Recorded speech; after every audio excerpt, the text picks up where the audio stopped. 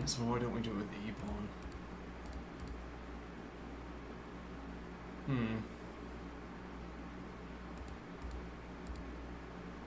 Yeah, and this doesn't seem like such a persuasive answer, though I assume this is winning for white.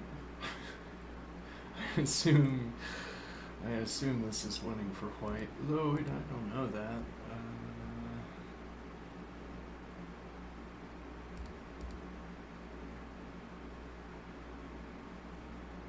That's not... Well, yeah, if we're willing to take with the knight.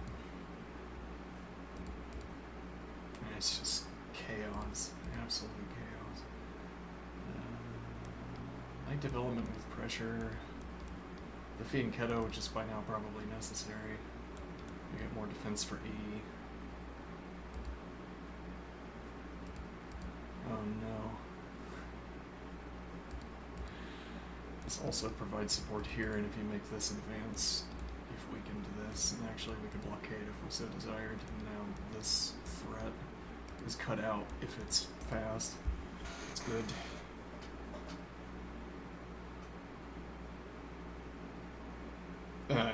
We might not have a better option, though.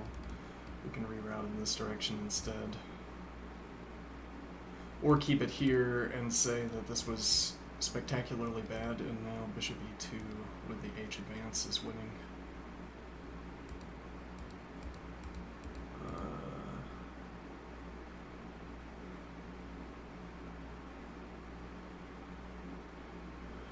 Well, I'm trying to get away from... I'm trying to get away from the idea that there is a correct line here. I'm trying to get away from the idea that an engine evaluation tells me what the correct line is here.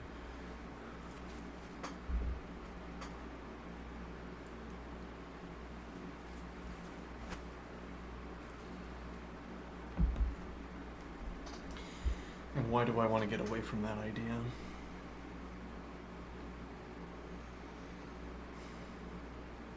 So one idea would be to have the engine running.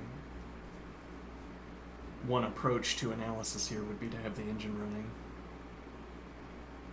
And then we ask whether this improves the evaluation or diminishes it. Or more importantly, whether this improves or diminishes it.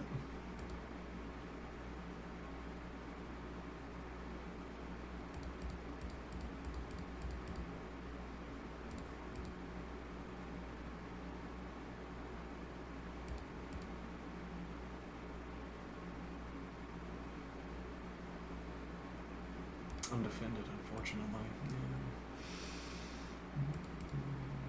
Also undefended because we blocked the queen.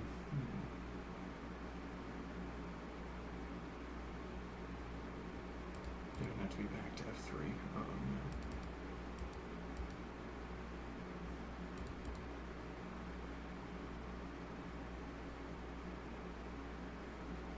Well, we could go back to f3 immediately and say this was a mistake.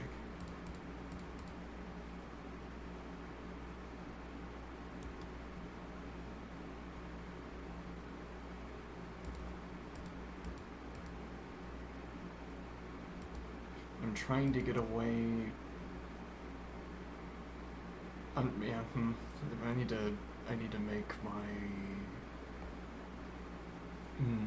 way of speaking more rigid here. I'm trying to get away from a mode of analysis. In modes of analysis, we consider ideas. I am trying to get away from a mode of analysis in which the ideas I consider are about engine lines, or are about the change in a value. Well, I mean, a change in an evaluation, a numerical, yeah, okay, a quantified evaluation of the state of the board. Alright, we want to get away from that because it's not useful for understanding. What you could do, you could take the engine evaluation and use that as it were, evidence for a theory.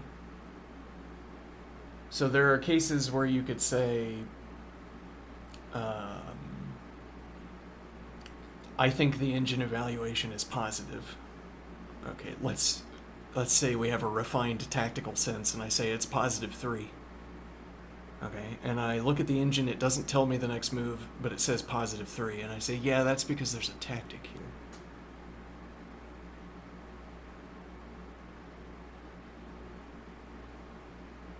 And now I play the first move of my tactic, and I reveal the first move that the engine provides, and they line up. And I say, yes, they line up because there is a tactic, and when there is the tactic, executing the tactic is best. So there will be exactly the following move sequence. If it deviates, we can figure it out on the fly, as it were. So I say the next move is this, and we reveal the next move for the engine, and it is that.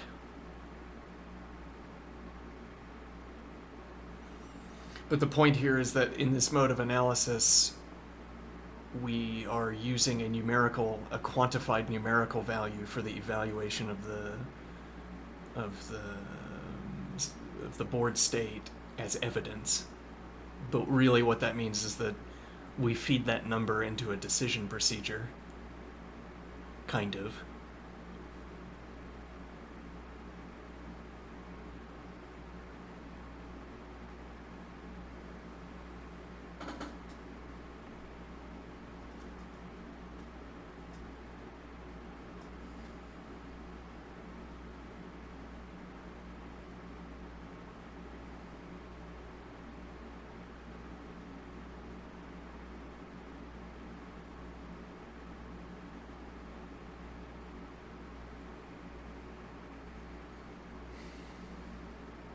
Well, what else is a quantified value for an evaluation? What other role is it going to serve? If you're playing a game, what good does it do you to think about what the number evaluation might be? I mean, you could think maybe the valuation is very high because there's a tactic. But then that's kind of an awkward workaround for what you would already be doing, which is asking whether there are any tactics. You can't say, for instance, if this move is either good or it will shift the evaluation a high amount in the wrong direction. If it shifted the evaluation a high amount in the correct direction, it would be good by default. So we're saying this move is either good or it shifts the eval down a lot. Okay, and now if I have the engine with me, I can test the idea. Which of the two ideas is correct? Or rather, I have an idea. Is the idea correct? I see that the move is good. Okay, and I say the move is good because it is the first move in a move sequence that I am going to execute.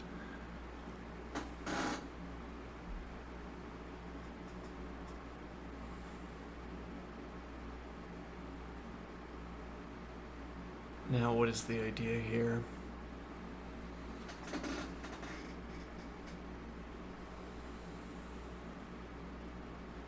I don't have a microphone.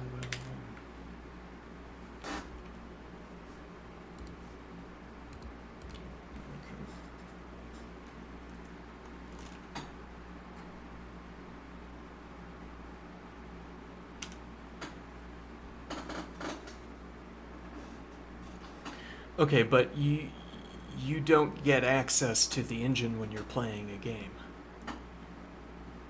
You could play chess like that. But in typical tournament play, you don't allow access to engines. So you're just on your own to find your own ideas. Wonderful.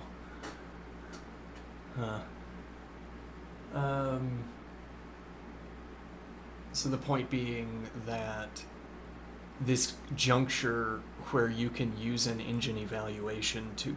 Well, you could say that whether or not you have an engine evaluation in front of you. I mean, you could say that this move either maintains a stable evaluation.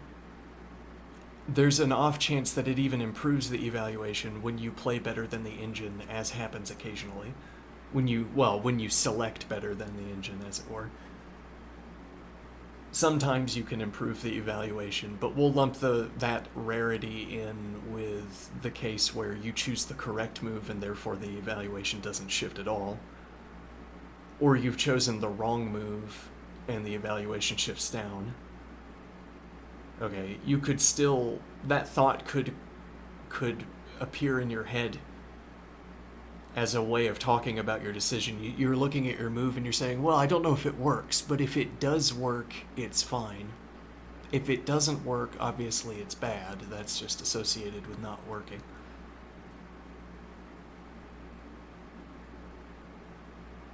If it doesn't work, it's bad. And the engine would confirm this by shifting the value down. If it works, it's fine and the evaluation remains stable.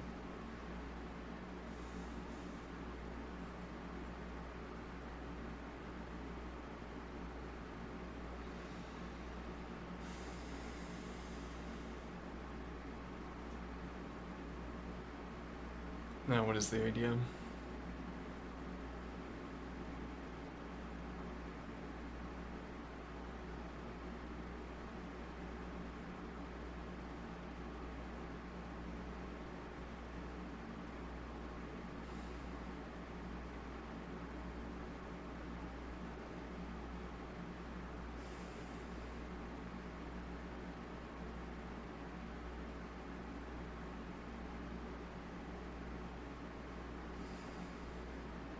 We're trying to get away from the idea, we're trying to get away from a mode of analysis that discusses ideas that are stated in terms of a quantified evaluation value.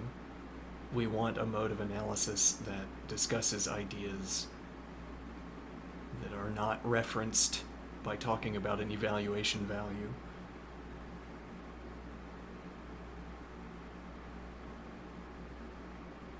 So what is an idea for us?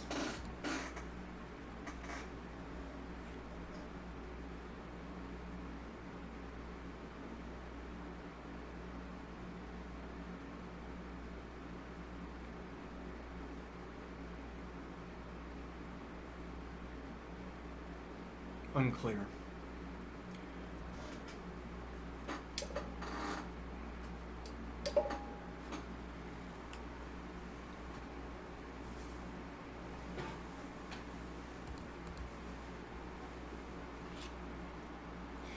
Well, I could prevent this advance.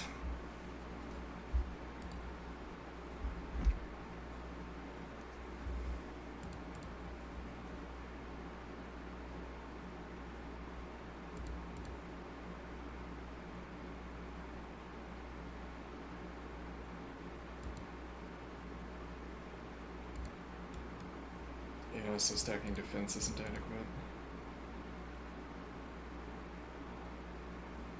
Well, you can keep going, and now this comes with tempo. In fact, you might prefer to do that. Well, then I'd probably prefer to do this. No, you wait until I use the queen. But, yeah, but that's our challenge. And we don't have further support for d3.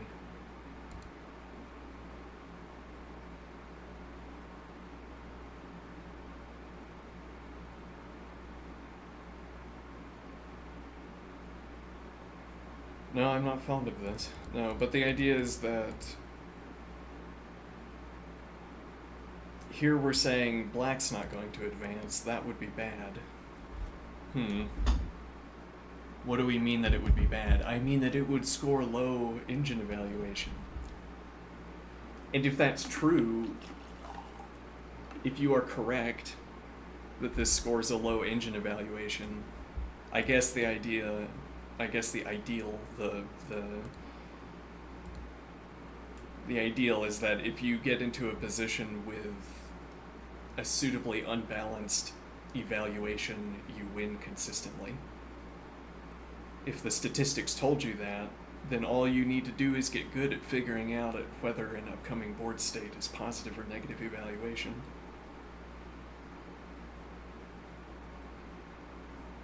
I say, I know this is bad, so if black goes for it, I will happily play the position.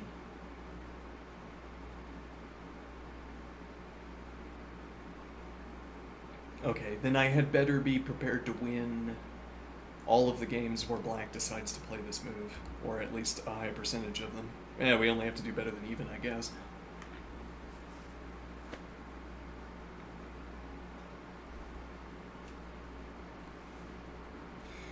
Well, and what does this question amount to? I guess that's not obvious. Maybe the F advance. Maybe we go for the C advance and you can't counter advance.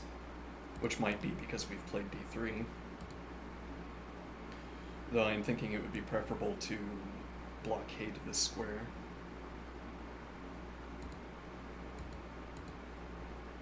Yes, well actually if you play D4 and we haven't played the knight, we can get... So if we follow through the queen development, for instance, actually this covers, so if takes. I might not want to follow through with that, I probably don't. Though that's why I play E3, but okay, if E3 is not available...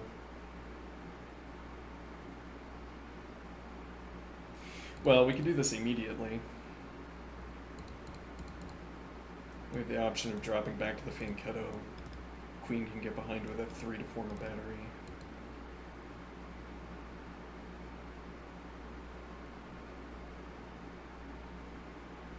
And now, in this way of talking about positions, what we keep coming back to is the question of who is right. I say black can't make this advance, and black says, no, yes I can. Watch me do it. And then I have to say, no, you are wrong for the following reasons. I begin by dropping my knight back and applying pressure. We're going to win the pawn, you say. That's why we're pressuring it with the knight. Yeah, we don't have the check because of counter tempo. We're going to win on d4. How are we going to do that? Well, we can get another point of pressure, and for that matter, we can pressure the pawn that's defending it. So what all of this is amounting to saying is that black was wrong about whether black could support this advance. We don't have to make the game about whether black can successfully support this advance. I say, why stack your adjectives? We don't have to make the game about whether black can support this advance. We could say instead, I disagree you can do this because this exhausts your potential in the center. It cashes in your space advantage, or it cashes in the potential energy of the center to solidify into this structure. And now if I advance on the queen side, as it turns out, I win, because this isn't enough to get out of your center pawns. Okay, so that might be wrong. Could be that advancing on the queen side doesn't work. Though, conveniently advancing on the queen side, we get the bishop off of c1. We get more pressure, which we're not trying to win these, but if we can force you to defend, then for instance your knight is stuck on c6, so you don't have a c advance to counteract my queenside advances. I get off of c1, I can blockade, and while the knight is here, I have both bishop and knight counteractivity for the advance. So my pieces are lining up against the queenside with some rapidity.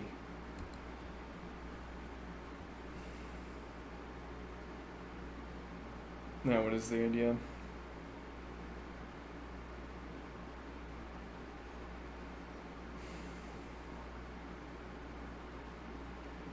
The idea, right. Well, I'm saying you can't make this advance hit. You don't get enough advantage out of this advance. And black says, I've claimed space. I have seized space from you. It's not just that I have it, it's that you don't. And so it will be difficult to develop. My pieces will get out more rapidly and with more effect. And I will win the game. So we are going to resolve a dispute by counting... Well, again, in the case where we're talking about pressuring these pawns, we would resolve this question, the first stage of this question, as it were, by asking whether you immediately lose. Well, and we agree, as it were, agree in advance that if you lost these two pawns by force, or these two pawns after peace trades, even peace trades, you would agree that you lost, unless I'm getting imminently mated. There's a kind of threshold for an idea not working, beyond which you say, no, if that happened, then I would not choose this line.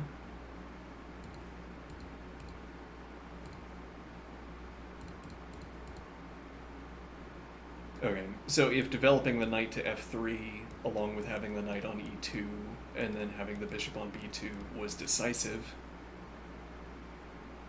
then black would agree that black is wrong. It doesn't matter what I say, as it were. Black has to agree that black is wrong. So that we can go back to my idea, which is my knight being on c3 here. My knight gets to stay because the advance is bad. And then you say, but what if I do this first?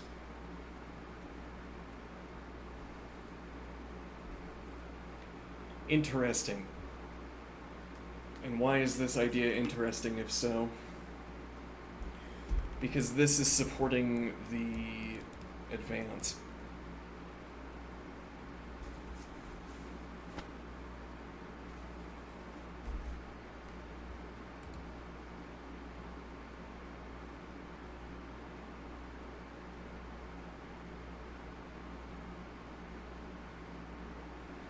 And the point of that observation is that this makes black a tempo faster on this idea.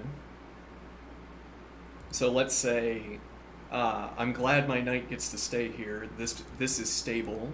Black still can't advance. Okay. If I don't say that, then I play something like knight f3, or I can't play knight... Well, maybe I could play knight e2, I don't know, but probably not knight f3. Or I follow through with knight e2, most obviously. Though that hangs defense of the pawn, so maybe I can't do that. But the point is, if this pawn advance doesn't work, it might just not work at the end. It might be a tempo slow for all we know how far out we are. It could be that this is a tempo slow. You say now, this advance is too fast. But after this knight advance, it's no longer too fast. And so then white needs to commit a tempo to stopping this advance. Or else black will assert on the subsequent tempo, yes, this is now fast enough. As opposed to the case where black develops...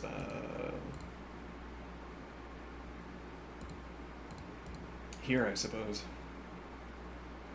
Okay, and now it's the same question being asked over here instead. This doesn't support the pawn advance. So far as point tallies are concerned, this doesn't support the d advance. Now it could be that this has shifted us into an entirely different world over here with this advance. Maybe this advance now works for reasons that are unrelated to... that are not immediately related to the point evaluation for these squares. So when I say immediately, the point score being immediately relevant, we're saying this advance doesn't work because it's, let's suppose, a tempo too slow. You don't deliver enough points of pressure in time. Now you do. Okay, as opposed to, and so now the idea is that we would play through the same line, except the knight is already here instead of getting moved here on a later tempo, as it, well, with this transposition.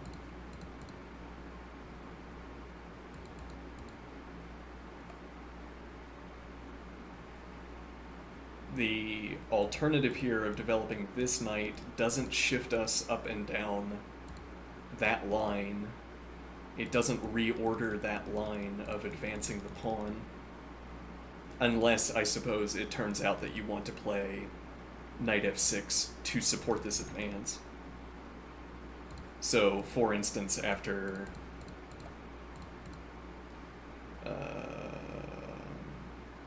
not exactly sure how you'd want to do this, but if we follow through with here... Okay, and now you anchor this again. We're supposing the advance is bad for some reason, the follow-up advance is bad for some reason. Okay, and now the idea is I'm going to get this additional point of pressure. You might not care about this. Well, you might say, I'm going to force you to advance to D, which is unstable.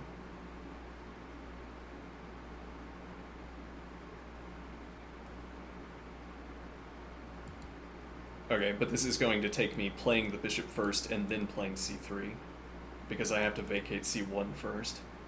Alright, so now black gets a breather. There's some way of furthering, or supporting this that doesn't involve, well, you could mirror, sort of mirror. If this square is relevant enough, I don't know how the attack is supposed to play out yet, so I don't really know what I'm looking at. But if this square is relevant enough, you can drop back further, so I apply this pressure. You say, this is what's relevant.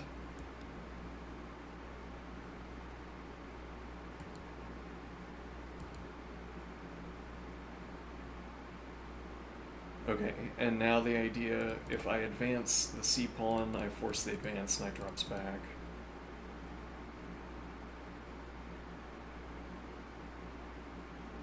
And you can't support this. Queen would not be enough.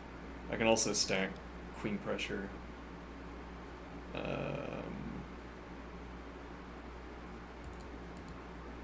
Okay, so you can't make the advance yet.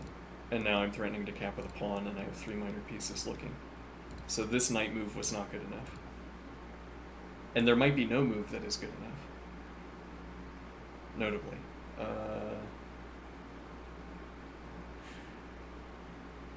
Well, to allow the advance. Now, if you drop back, advance, and queen out. The queen? And now, you see... Black does have enough points.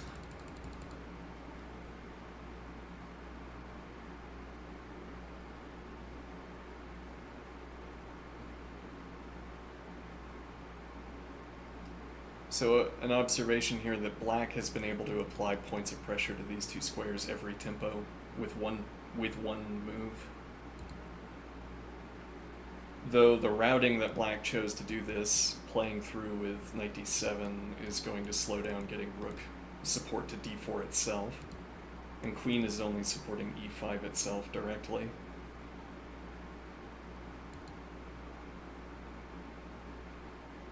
I assume there's still no counter advance.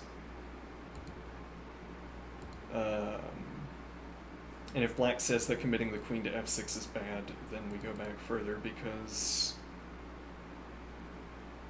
Well, yeah, I guess you'd need to be stopping me from making this advance, but you can't, I assume. Maybe you're getting the bishop to a6. That still would be a tempo too slow. No, we don't have coverage on... Oh, yeah, here. And now bishop a6, knight takes. And bishop takes.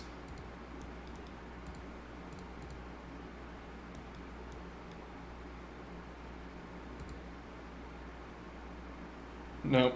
Queen, yeah, doesn't work. We would have to get... In the end, we can't have queen support. So this is fast enough. It gets this advance in. And now I can't get my bishop out. Yeah, I'd have to get the knight on this instead. Doesn't work. So b6 stops c3. However...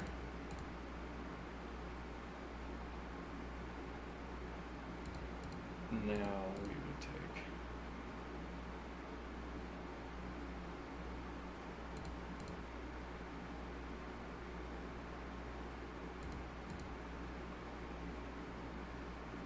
Maybe. Drop the knight back to e1 now. Taking is no problem.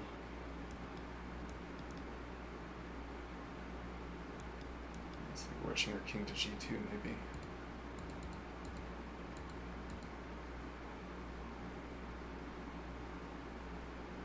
Or for that matter, take with the bishop and we control a6. Castle, king g2. Knight G1. Uh,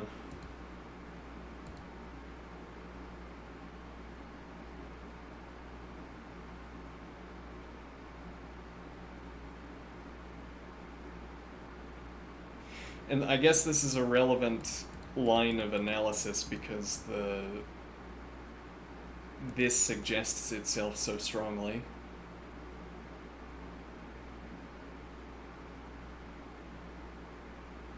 And what you'd want to do here is give a kind of accounting where you say, this suggests itself, as it were, because if white doesn't move the knight, I can take the knight.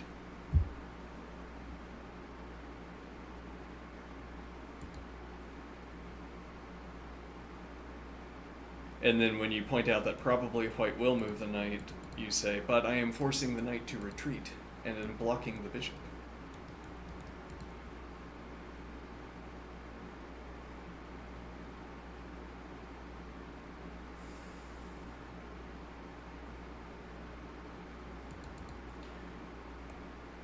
I'm trying to say something like, the obvious move at a low rating is to advance into the knight, so I have to know what to do if the opponent chooses to do this. I have to know what to do whether or not this evaluates poorly. Because this is so likely to be played. There's a kind of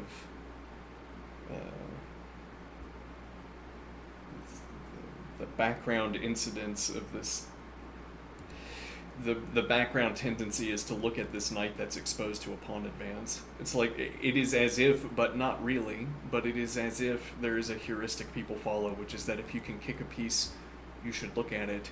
And also, if I am looking at something, I flip a coin and do it half the time. That heuristic, that evaluation of the heuristic at any rate gets us close to the statistical distribution, I'm guessing. That roughly 50%. Or maybe more, but if it's more, then so much the more I have to learn how to deal with this opening, regardless of its evaluation.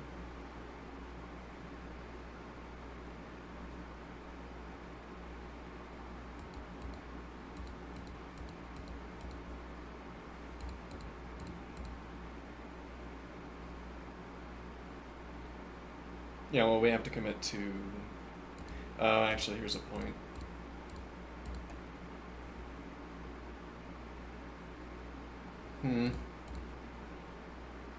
Yeah.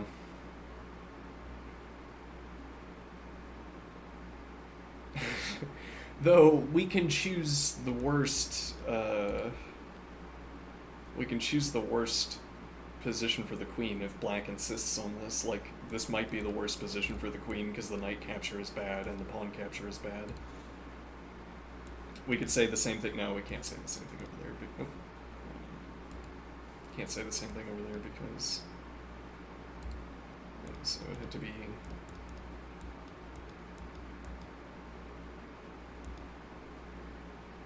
as opposed to...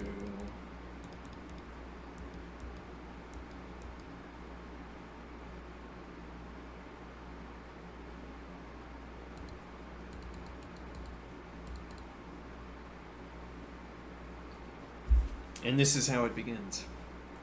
I have... Well, actually, yes, you could still do this.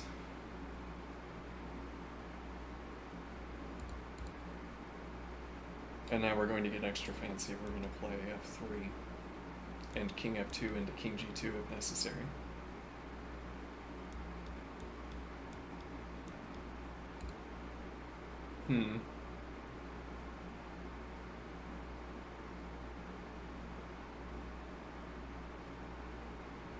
We can get the queen out from behind the bishop, though we're ending up with a lot of pawns that are on dark squares. But okay, I would be supporting both the f4 advance and the d4 advance.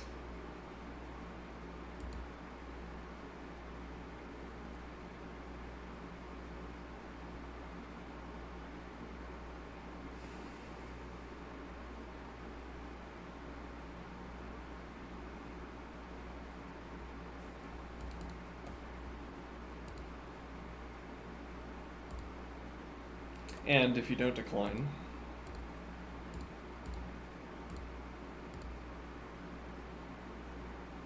So why aren't we just playing the bishop out in this case?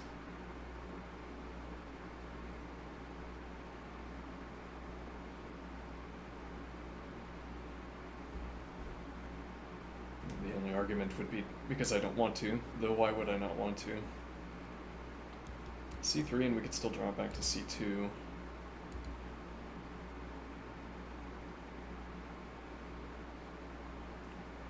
I want to make these light squares hostile for black, though maybe I'm overcommitting to that idea. F3 being persuasive, I assume.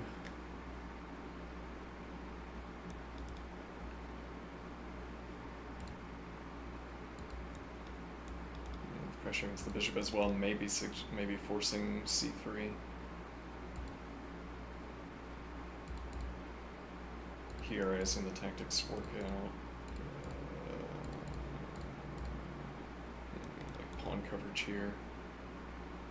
I doubt I'm getting mated. Knight e2 with queen support. I get castled, rook on the file. Denial on e3.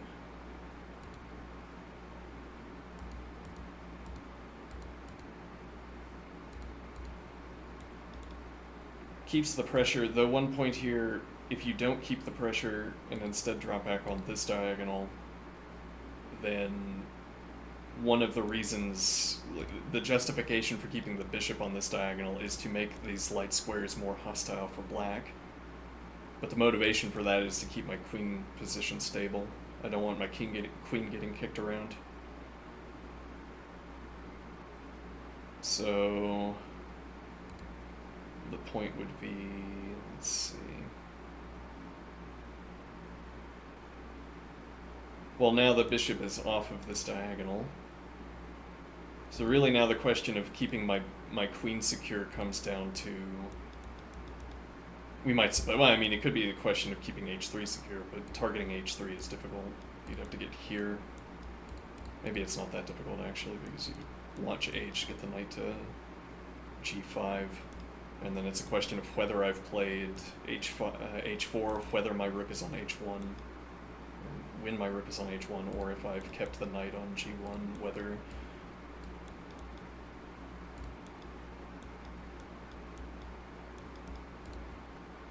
Okay. So now the light squared question for this bishop to ask is on this diagonal, but this knight is blocked. Though playing back to c8 and then getting fianchettoed seems excessive. But maybe black specific. Yeah, though if black develops the knight to c6, there's also the problem that the bishop is behind the knight. White might have to spend a tempo here to deny the kick, but now on bishop drop back you have to move the knight before you can reestablish this pressure. And then in that regard the bishop is still participating. We haven't played f3 yet.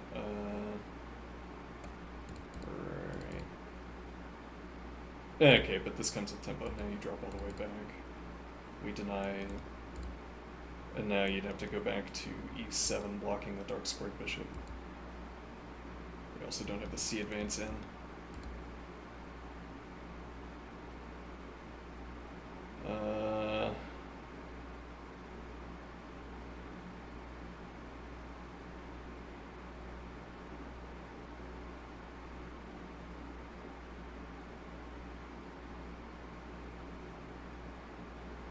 So this is countered, interestingly, the double advance.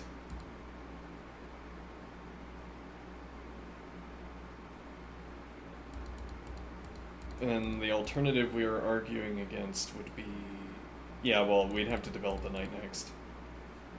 If we're not going to play bishop d3 to secure this. Also, one wonders, is that really the line we want to play? You know, we immediately give up the bishop pair, I've moved the queen again. This is with tempo, interestingly. It's interesting how often these lines end with tempo. I guess that's baked into the structure, or that maybe it's an emergent effect of consistently being concerned about how many points of pressure there are on a square.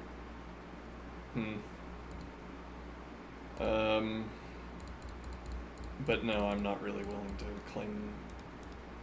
Well, yeah, we can keep up the pressure.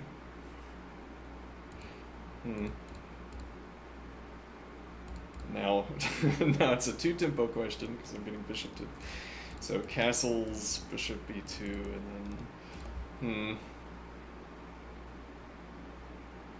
Oh, my queen's not moving again, which is nice.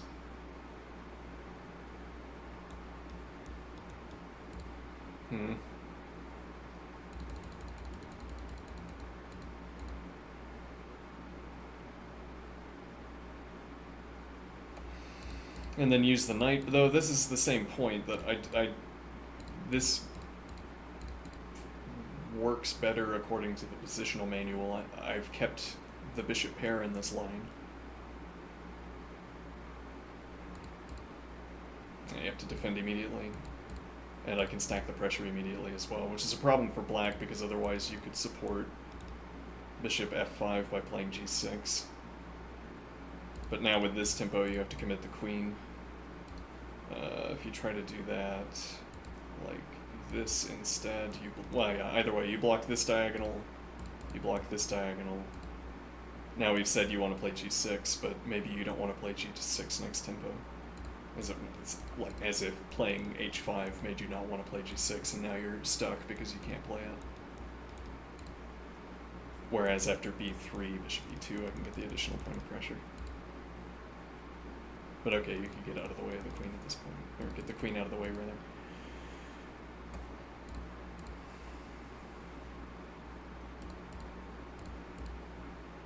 And now playing g6 to support the bishop maneuver may be less desirable. Though maybe not.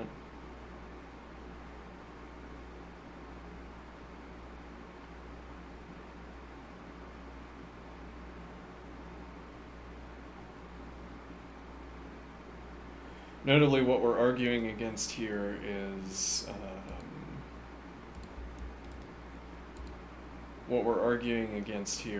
playing e4 instead of e3.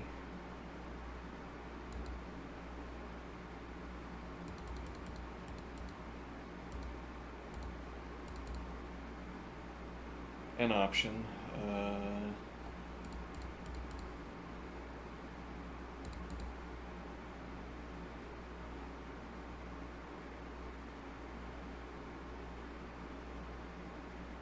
Here bishop d3 is still an option. Block the file. There are queens already off the file, so the queen trade successfully averted already.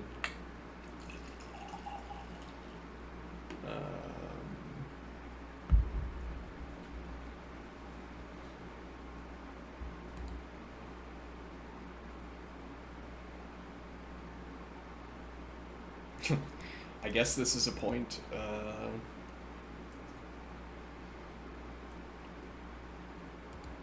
We're retaining the option of dropping back, so this is unpersuasive, suppose.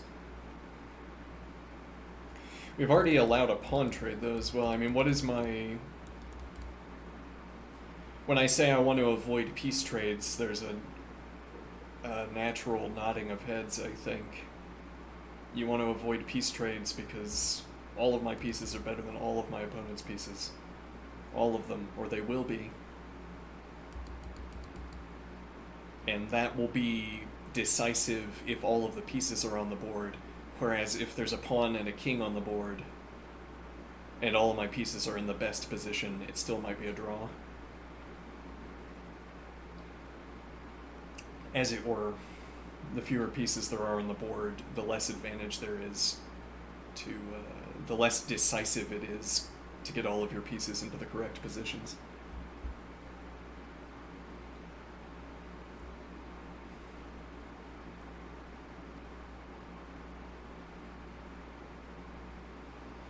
Okay, so similarly though, well, is it similar? I say I don't want pawn trades to happen. Though if you play e4, I disagree that you're not saying that.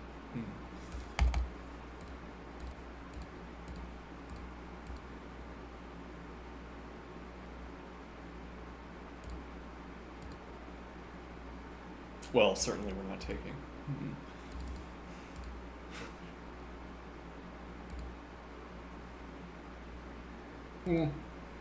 Well, the point with the knight is that after advancing, you're no longer. This is no longer the square to defend. Which makes a sort of convincing point. This is the square to defend. D4 here. And this knight move is not supporting it.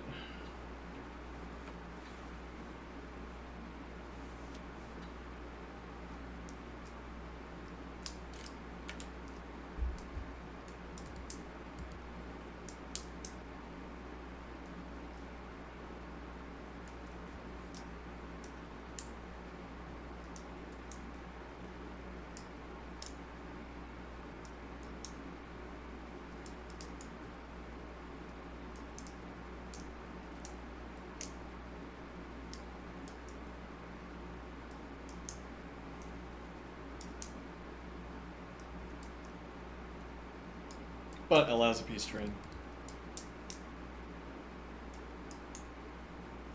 So instead we would need to play the D3 advance.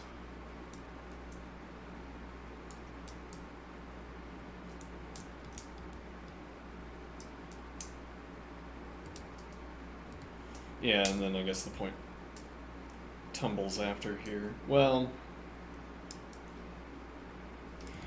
block with the bishop and offer the trade.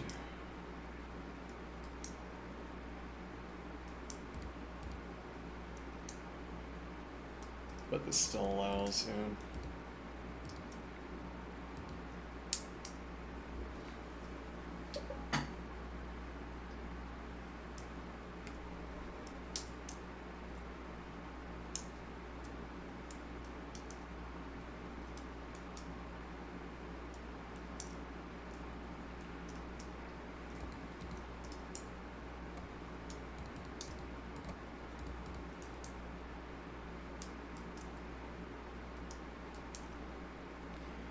Black will launch a pawn to the 5th rank, and we will assert that that is entirely too fast. Your tires are careening, they're hydroplaning off the road in a sharp turn due to the insistence on over rapid central expansion.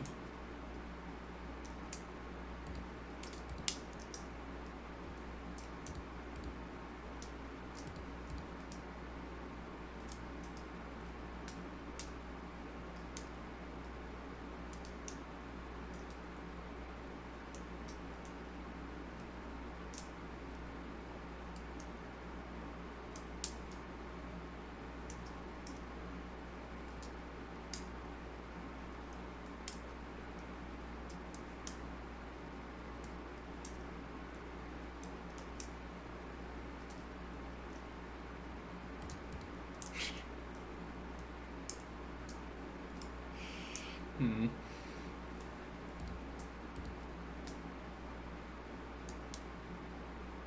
No trade. Well, you can still make a pawn trade happen.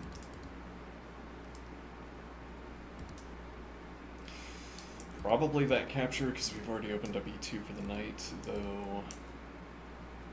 But we haven't opened up anything for the queen side. This vacates f2 for the king. Vacates the f file for the rook. There's a development route that lands a knight over there, and then knight could land on f2. G knight could land on f2 as well, through h3, though not currently. We'd have to be pushing g before we'd be willing to. Yeah.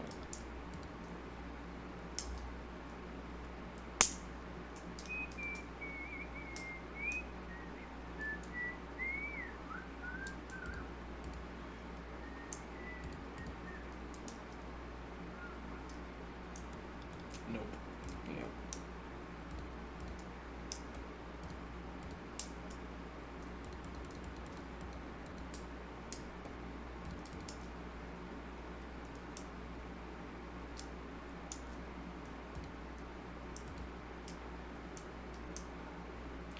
We're going to get the bishop to d1 before committing knight to e2, apparently.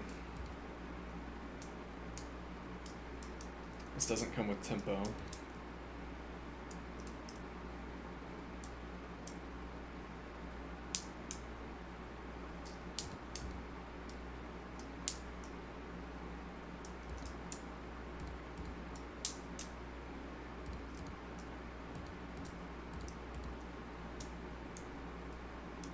Yeah.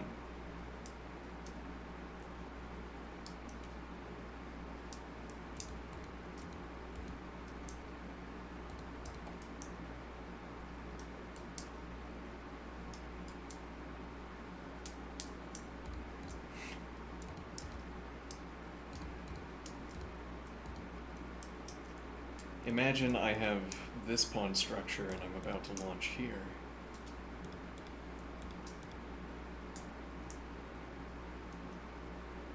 We just have to secure this square for our pawn against the knight.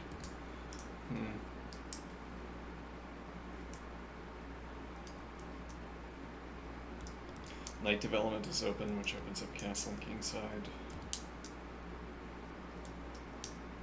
This actually, there's a reason we don't do this, which is that black can immediately do this, which forces a trade. We can't commit to bishop e2 until we've either played h3 or queen g2.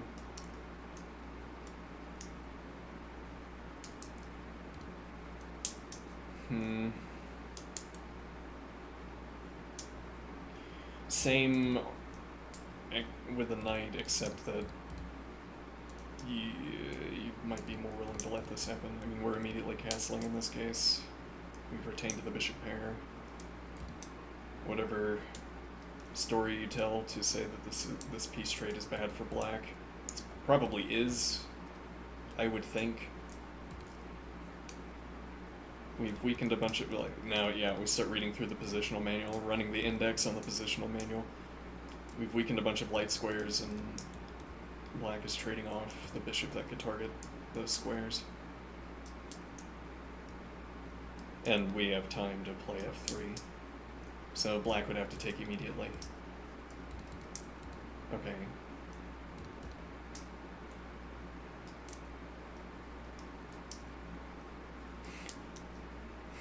No peace trades.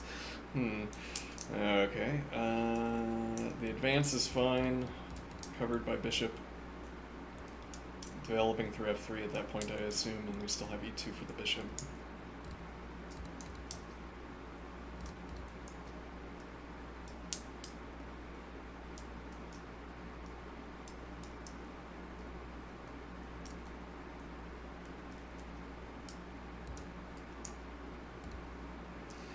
Whether I'm taking with f at this point.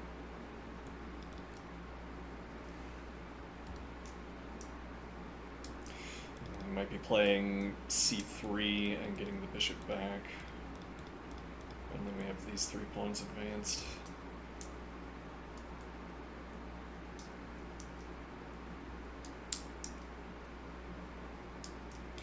Well, I'm trying to rush this piece development because castling is so quickly available.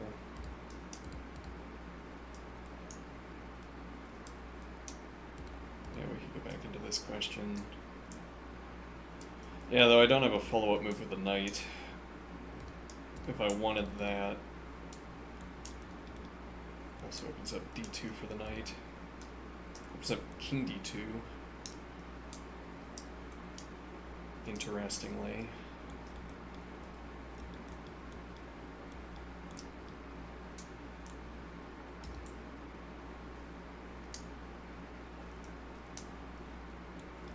But okay, knight f3, and if you advance, we can drop back with pressure takes. Could be bishop takes to preserve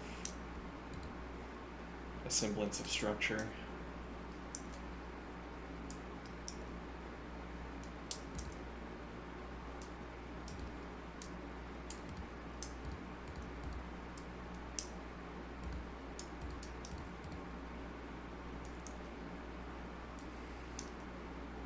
The point of that observation being, I think, that if I take with the bishop, it is as if I still have a pawn here.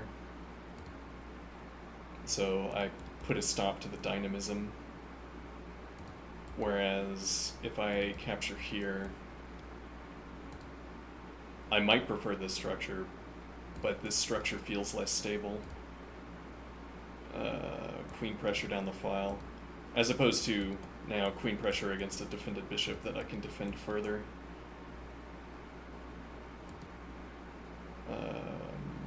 Now it's queen pressure against a pawn that I have defended once, an undefended pawn. If I can secure it again, I might prefer this structure to keep my central pawns for their dynamism. Now I can start rolling them. Whereas if I have here, I have so actually this also offers a peace trade. Yeah, it looks like it. Yeah. Well, no, yeah, because we could drop back to e2. This is defended. No, this hangs. Yeah. We'd have to have queen support for c2, but we don't have that yet. So maybe we are obliged to take with the pawn, though again, I might prefer this structure. Bishop can go to d2 and fill the position of the pawn on c2 instead.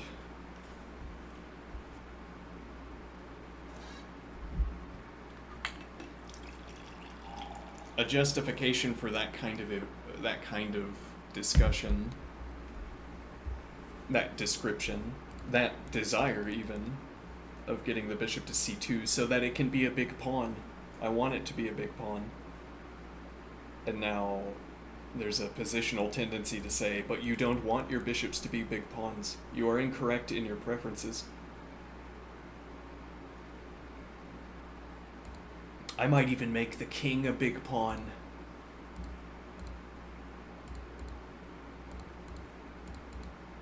How do I do this? Let's see. Yeah, I'm ornerously avoiding making any of these weaknesses relevant for right now here, and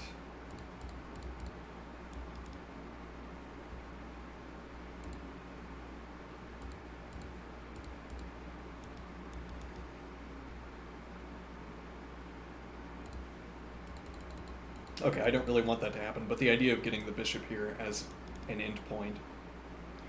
Well, no, implicitly the assertion that if I get the bishop here, I've reestablished the pawn structure. It's like we're trying to accomplish what we did before by taking on d3, except this wasn't available, so instead we go to the next best option, which is here. And now we get our pawn structure back. But what kind of preference is that? Like if I was watching a ball sport, an athletic sport, and I had a niche preference that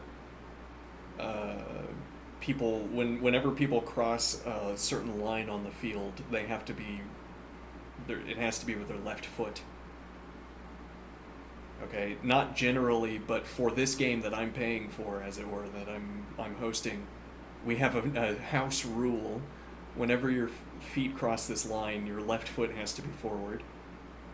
Right, that would be a kind of arbitrary preference that does not translate well to a discussion about the actual game, if we were talking about soccer, for instance. There's no good reason that your foot should consistently have to cross that line. The left foot specifically should have to cross the line first. Okay. Similarly, this preference of mine might be an eccentric preference, or whatever term we want to apply for such a preference or such a rule. I say, this would be good if I could reestablish the pawn structure, which syntactically means replacing this pawn with a bishop. But I can't, so it's bad. However, there is a next best option, and this is such a strange connection between these two positions, in a way.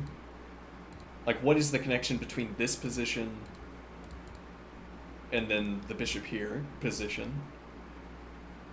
Well, one connection is that I can highlight the squares like this, but this too is an eccentric rule that doesn't guarantee any similarities.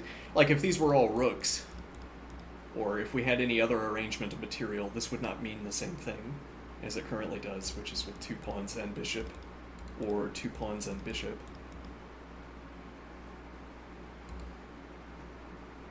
Okay. Why would there be a similarity? Why would there be... What is the interesting similarity between having the bishop on c2 defending this pawn and having a pawn on c2 defending this bishop? As it were, that question would be easier to answer if these were both pawns, and then I asked, what is the similarity between having 3 pawns like this and having 3 pawns like this? As it turns out, if I get the bishop to c2, I gain an advantage from advancing d4.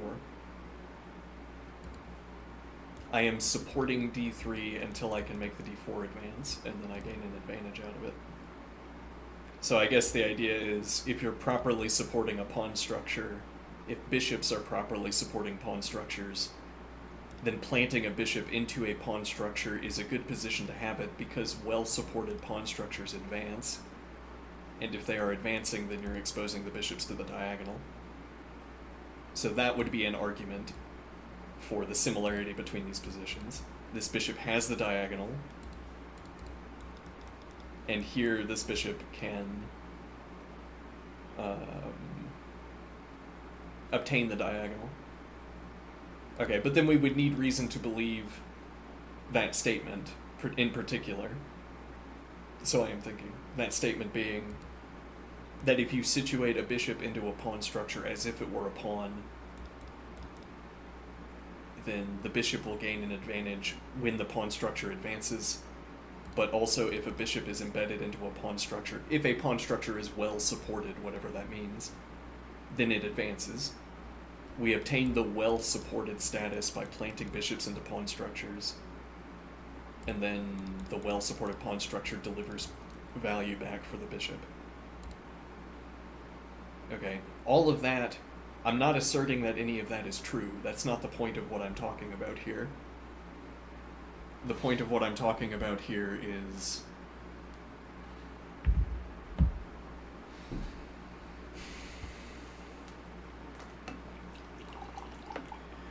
when I justify an alternative, the connection that I'm performing, the connection that I'm insisting is present between this position, between these two positions, between bishop, pawn, pawn, and pawn, bishop, pawn. What would make me point first at one and then at the other? What would make me point at first this position and then this position? I guess our model for answering this question is that if I'm working through a tactic, or really if I'm working through an engine line, then the reason I point first at one position and then at another is because those moves follow one another in an engine line.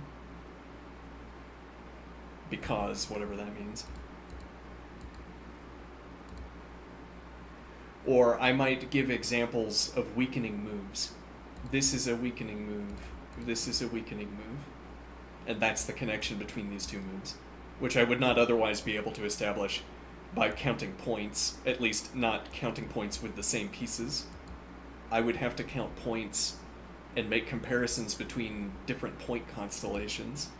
I say, this is weakening, and the way that turns out, the way that becomes obvious, is that black can't cover this pawn, and then I illustrate that by winning the pawn by force or something. And then similarly, I say the same thing over here, and I say, notice how in both cases black is unable to defend. That's why I point first at this move and then I point at the other move. Or why I point at this position and then point at this position. The underground passage between these two board states is that I have a reason to point at both while giving the same description.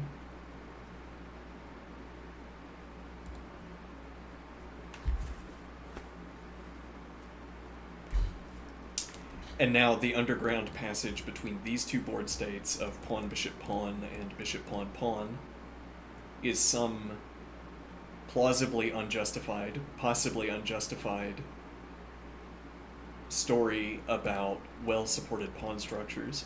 I want the bishop to be a pawn in either case. And then, if we take that straightforwardly, the bishop is a pawn in either case, then the reason I would point at these two positions is because they're both pawn, pawn, pawn. The identity reason for pointing at a position twice.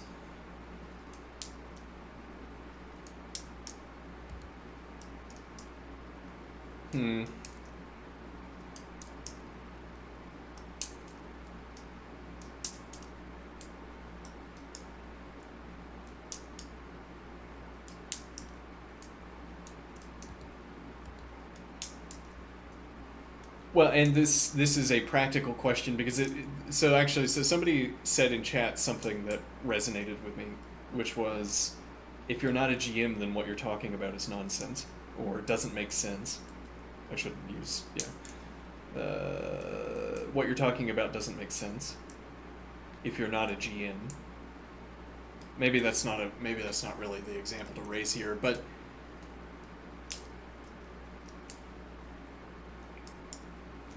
a more typical justification for pointing first at one board state and then at another is to reference the positional manual. The conversational justification for saying, I don't like this, but there's a close follow-up that does the same thing. The justification for that story let me think here.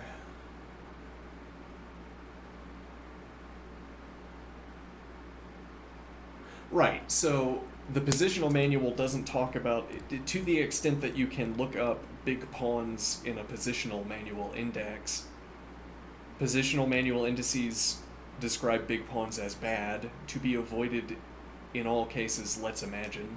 If we had a position, we can find a positional book that says, to be avoided in all cases. Never make your bishops big pawns because they want big open diagonals. And if you can't get a big open diagonal for your bishop, you're better off trading. E.g. Okay, so now instead I say, oh look, black is inviting me to do my favorite thing, which is turn my bishops into pawns. This must be bad for black. And now the question we're asking ourselves is, did somebody teach me the game wrong as a joke? Or even, am I telling a joke? Am I being sarcastic? No. But then again, if I was in agreement with the positional manual, if the positional manual instead said, make bishops into big pawns at every available opportunity, then when I play this and I say, we've scored an advantage, I've gotten a big pawn, you'd say, that makes good sense because that's what the positional manual tells us to do, but also because the positional manual gives us examples of such, turning the bishop into big pawns, in the case where this is the preferred positional wisdom.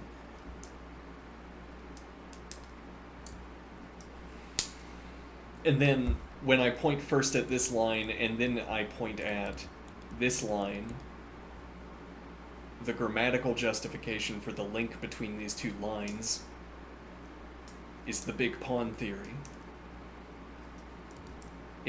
That's the underground passage between talking first about this position and then talking about... Well, it's also the underground passage between talking about the current position and talking about a bishop on c2. I might look at this and say, this is exactly where the bishop wants to be. I like how it looks. And then I wouldn't be asking questions like, how do I turn my bishop into a big pawn? I've already turned it into an alfil, which is even better, perhaps.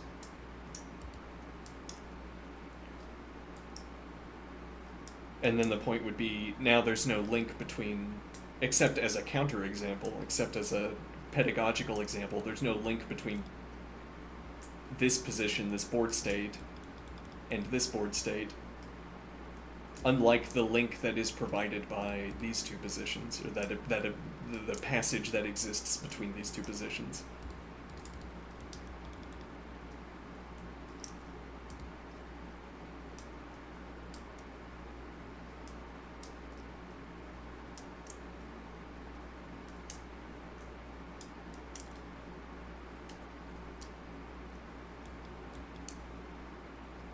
Hmm.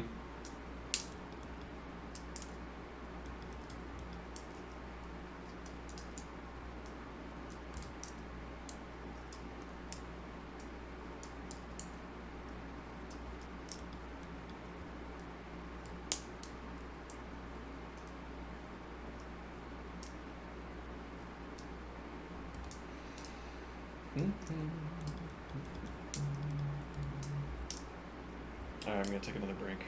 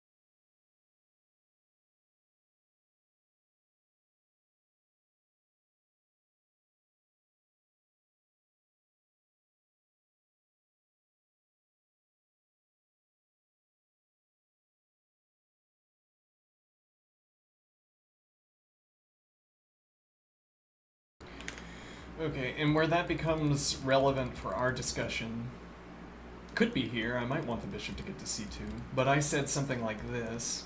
Look at these 3 pawns I have. It's like I'm about to launch I'm about to send a full pawn march from c1.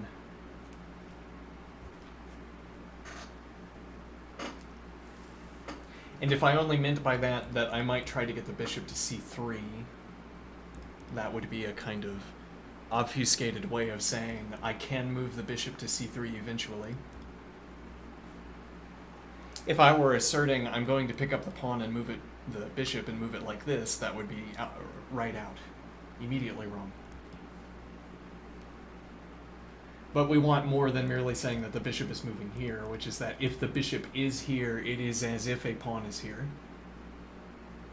Okay, and I could mean by that merely that I will have control over these 2 squares on the diagonal.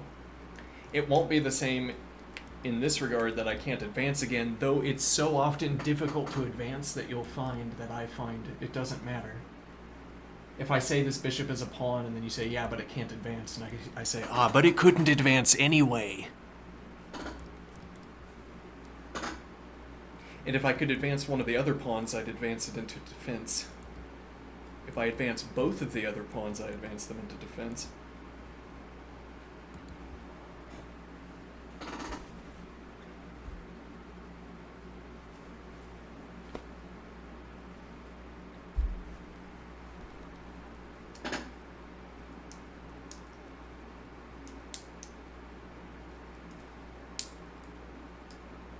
There's also the point, though, that the structure that I would be making out of this, that's a strange mathematical analogy that comes to mind. It's like, because I've obtained this pawn structure by making the exchange between the pawn and the bishop.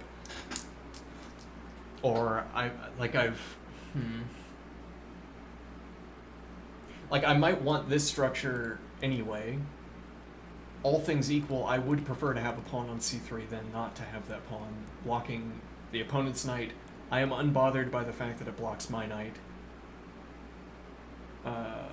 presently. I have other development problems to solve, and I think that the knight on b1 will solve itself. Eventually.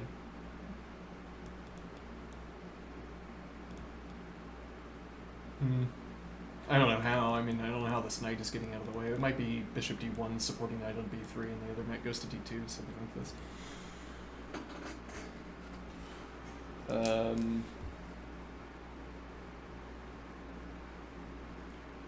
What is the point here? Let me think here.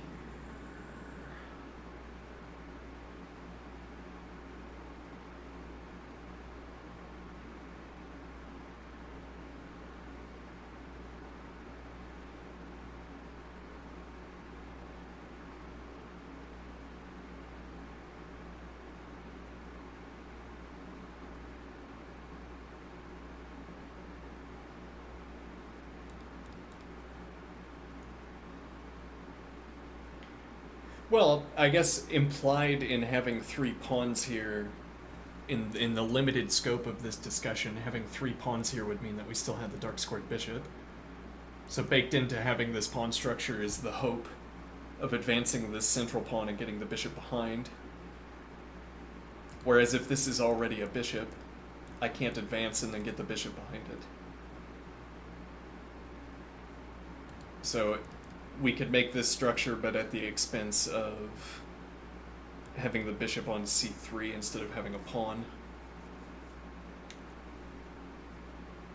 And then you'd say, well, I'd rather have the bishop on c3 because it has better scope. But the point would be that you would get the bishop on c3 later,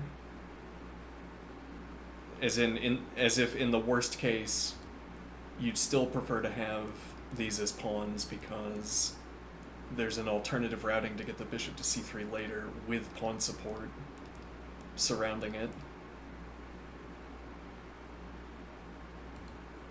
If you could manage it, this pawn structure and black has moved no pawns. then you'd be happy about it, I suppose. And then similarly, black has moved no pawns, and we have this structure. Black is asserting that this is structural damage, and it's preferable not to have moved at all.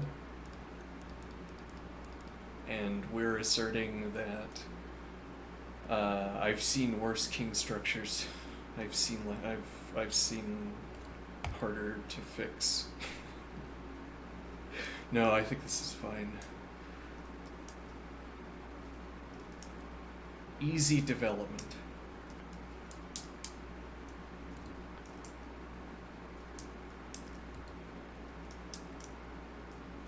Unless I'm wrong and it immediately fails, which is a distinct possibility.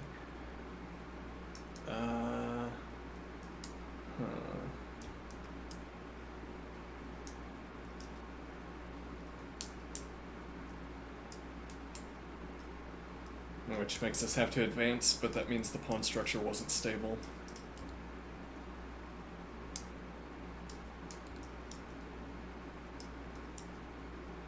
Well, I mean, if it was stable, then we could go for a 2-tempo expenditure to stabilize it, to maintain its stability.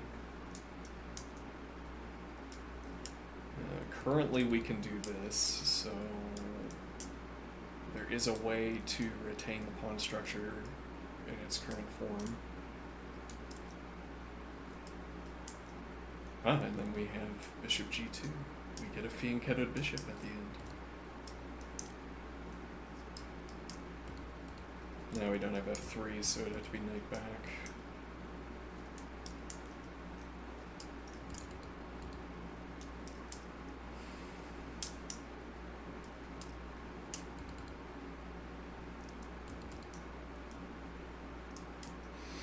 Well, and if we don't have this knight move,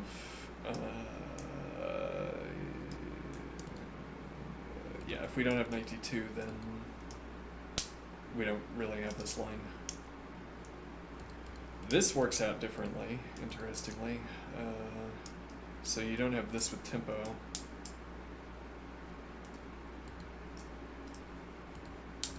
Yeah, you can force a trade because we don't have the advance.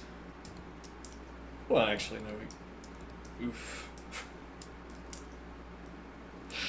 We don't have king f2, oh no. I am immediately less fond of this idea, but okay, we can advance the king. Still threatening the knight, and now we're looking to play c3 with tempo, which also allows drop back. Rook and rival d1.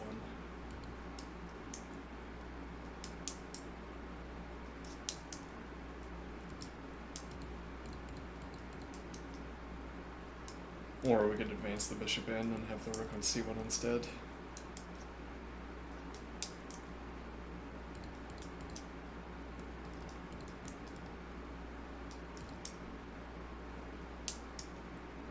The king is on the wrong side.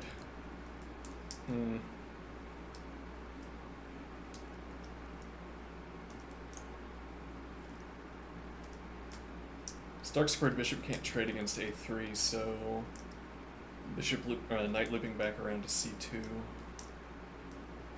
Knight has e1 to reinforce the dark squared bishop.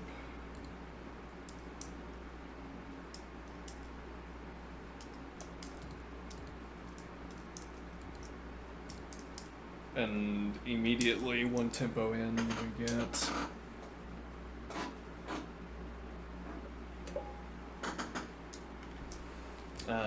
access to rook.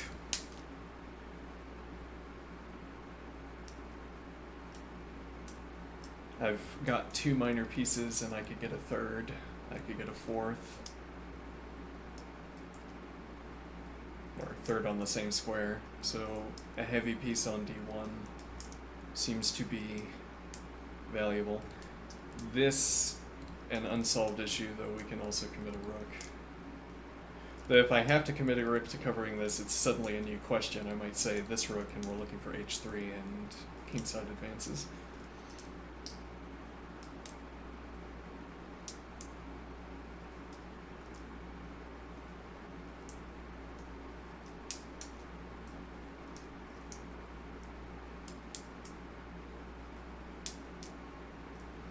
pressure against, but knight dropping back.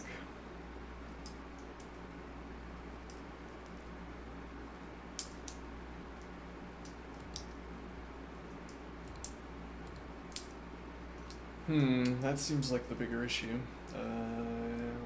Let's see.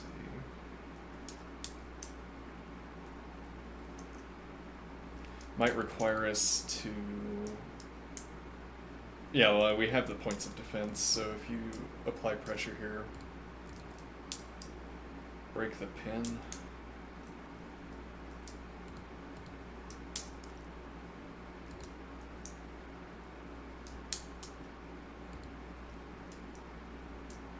Yeah, but that's trading in everything. For the idea that king g2 is, yeah, no, that's no good.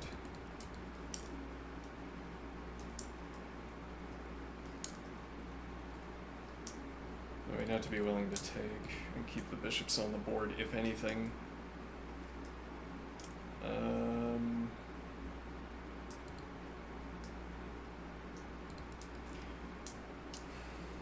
I'm not fond. Though, king g1, and my king is surrounded by heavy pieces. My bishops can draw back to defend the king structure, sometimes. Like if h3 and you drop back to maintain the diagonal, we can play g4, locking your bishop out of the diagonal.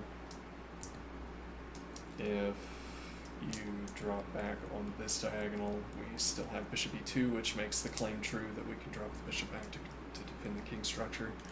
Though that would be more obviously true if we had bishop f1 available.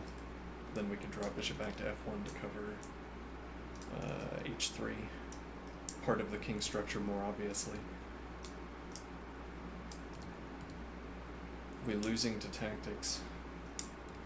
This bishop is undefended. This is undefended if we drop back to e2 as well.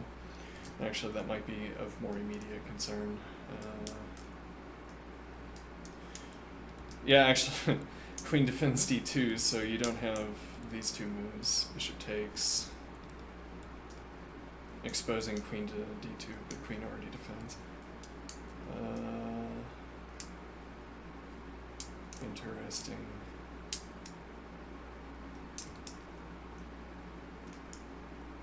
Same's true for either knight move.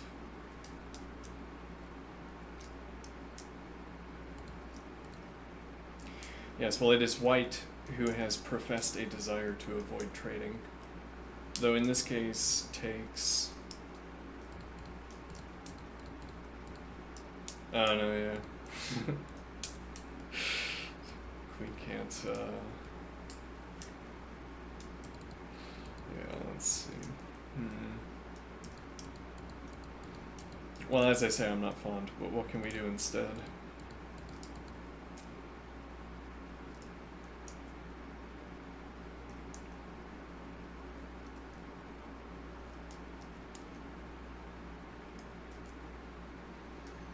What made us commit to king e2? Yeah. Well, castling always... can't castle out a check, yes, so we'd have to block, which would allow a mass trade down, which we want to avoid, so it has to be c3 in response here.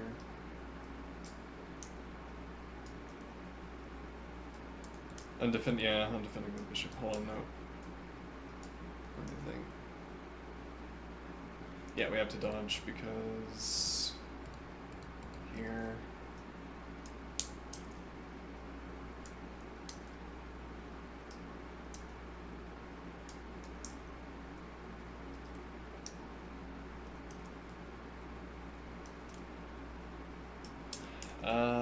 We're not getting mated, which I assume, I don't know, maybe not. This knight gets to get in quickly. And we don't have a good way of claiming tempo against this queen either. Well, this would establish pressure against the knight. If we do this immediately, if we could do this immediately, no, this would, yeah, covered by queen. So it would have to be here. But that doesn't claim tempo against the queen, as we were thinking.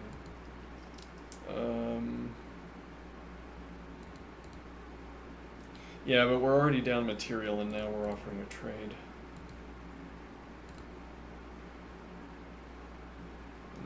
doesn't solve this problem. Actually, neither does queen takes.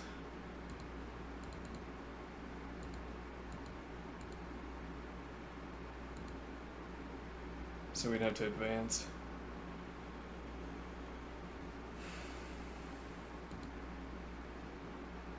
Well, rather than playing c3 anyway. We can interpose, as mentioned.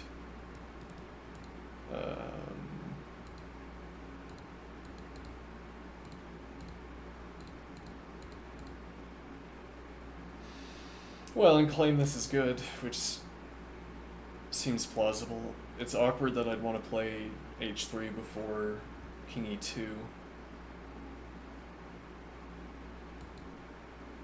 Or g4 before I play king e2. King advances 2 points of support for minor pieces on an open file. I can get a rook on d1 if required. Bishop can drop back. Dark squared bishop can drop back. I can't get the... I don't know, but that would expose the rook to the bishop is the point, if the rook is on d1.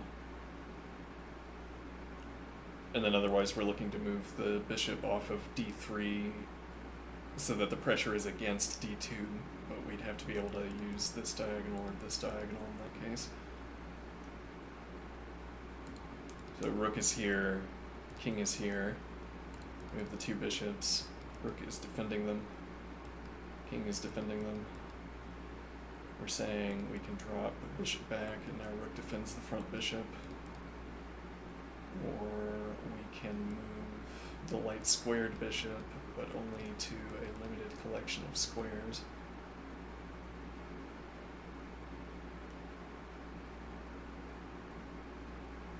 And then we would shift the file pressure to d2, which notably is covered by our own queen.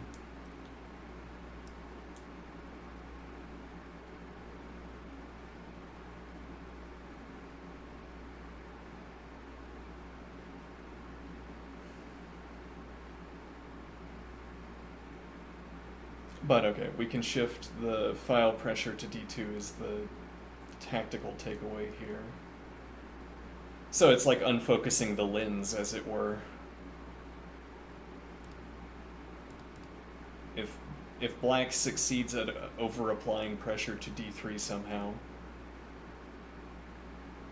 then we move d3, and now black needs to over-apply pressure to d2 instead. But if either the light squared bishop or a knight were supplying the point of pressure to d3, they are not supplying the point of pressure to d2.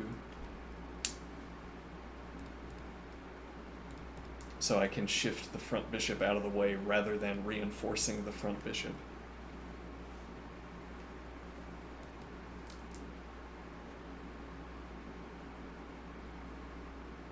Or alternatively, in the same line of thinking, I can drop the other bishop back. Or for that matter, move the other bishop out.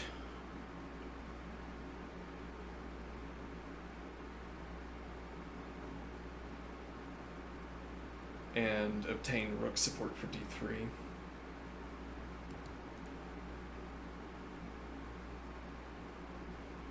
Rook f1, castles kingside, keep the rook on h.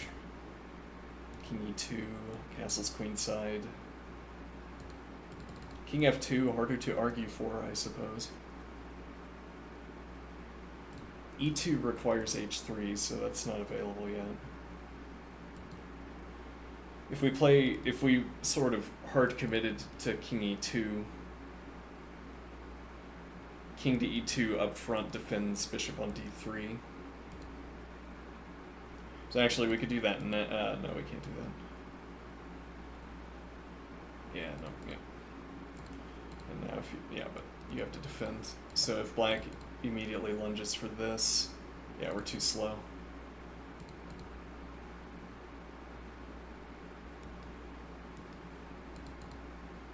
And we can't advance.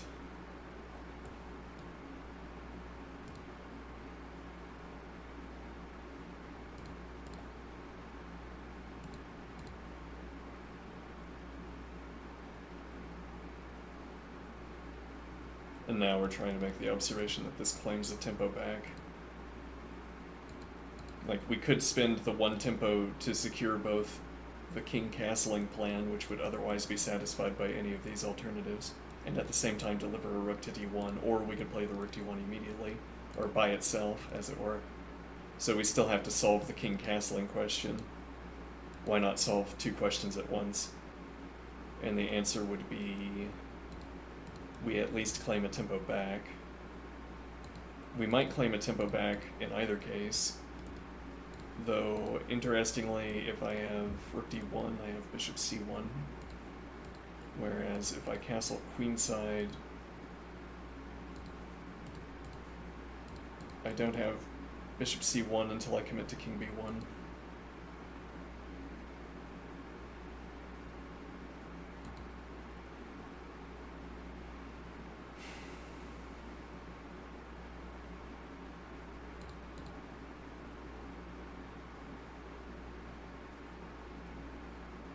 Notably, if the queen were on d1, I would still have to play. Well, I could drop the bishop back, but...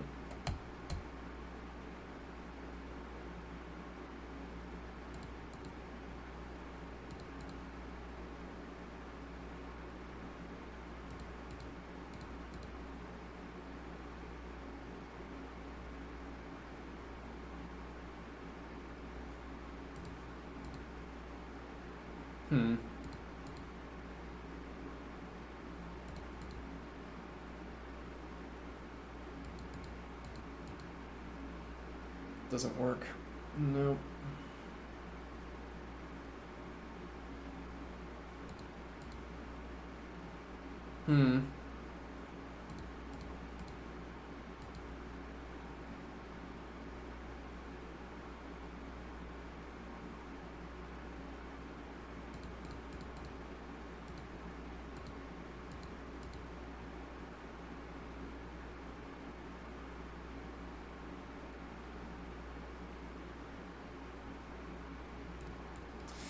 Yeah, we're ignoring black's positional gain here.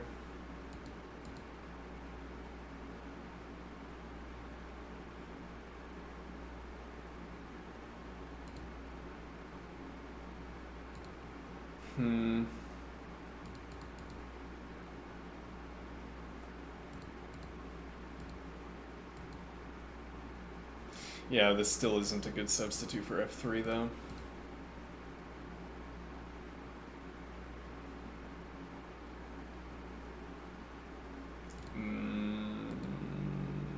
Maybe this is persuasive, though. With tempo against the rook, with tempo against the bishop, but defending with tempo against the queen.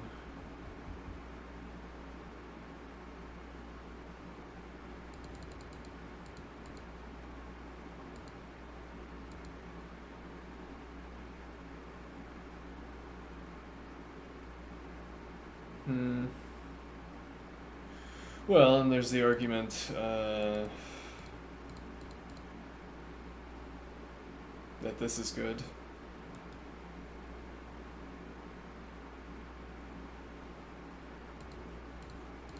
Oh no.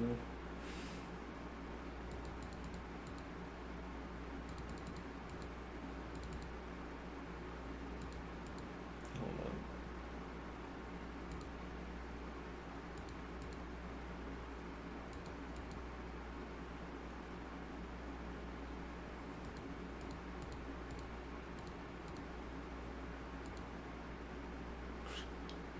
Get out. Get out, get out, get out, get out. There's no mate. Let's see.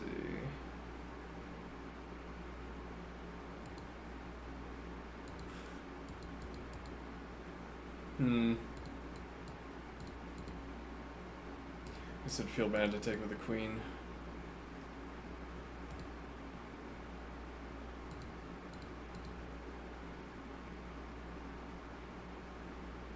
Well, in this position we can... Nah, this still forces a trade.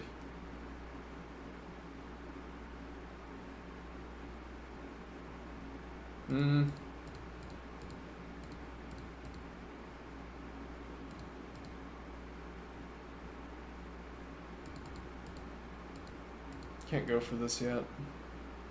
And we could yet deny it. So castling queenside and also bishop e1.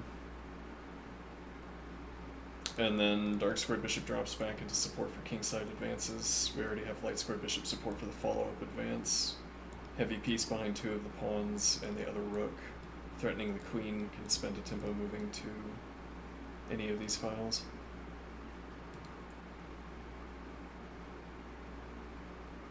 Well, so the point is here, supporting this directly, e.g. Well, now I could spin this tempo.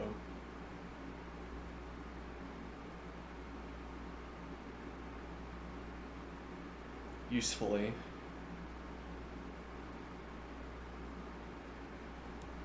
Castling queenside, and then advancing, and we have bishop pressure against the counter advance. And then we don't have bishop support for the follow-up advance, we might not need it. It's too late to claim this tempo, because this defense is fine.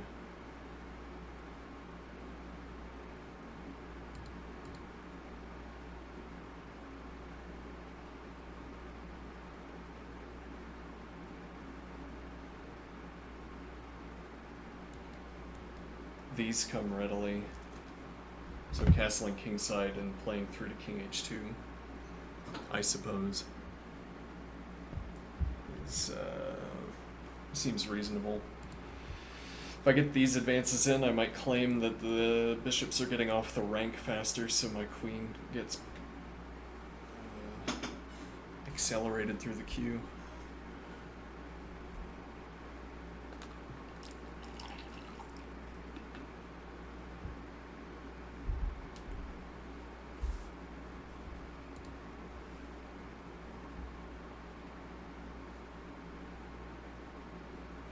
It's interesting that we have the default state of the board to compare against, well, particularly prior to this advance, and if the knight were back here, I guess.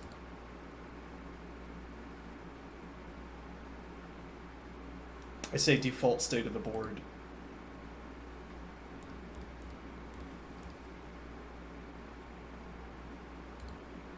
Some among the finite available, the finite possible initial moves for the bishop are available.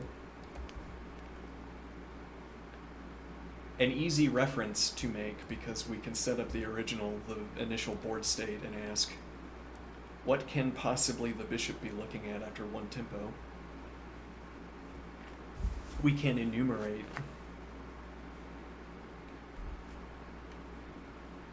And then when I say it's this subset,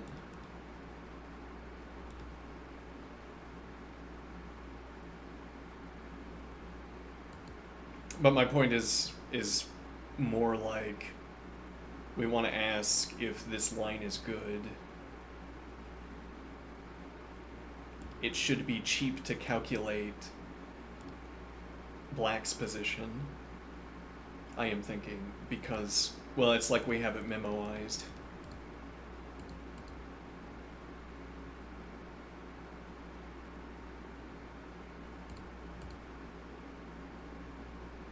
Can't do that yet, actually. Oh, well, we could cancel queenside. Though, yeah, we're kind of discounting. Actually, this is a little bit awkward. We'd want to move the bishop out, I guess.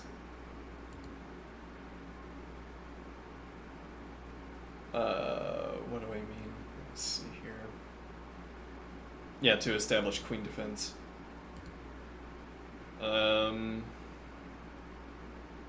This is with tempo, though this is ill-defended. And we still haven't answered this point, so black is still free to go for this line.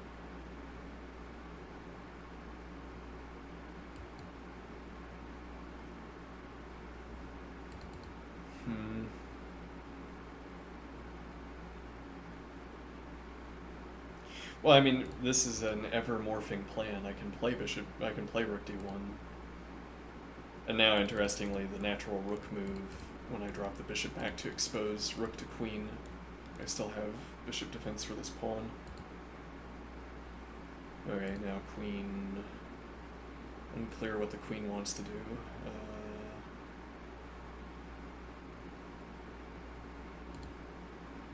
Yeah, well, I mean, you could say denies castling. I don't know how bold this line is.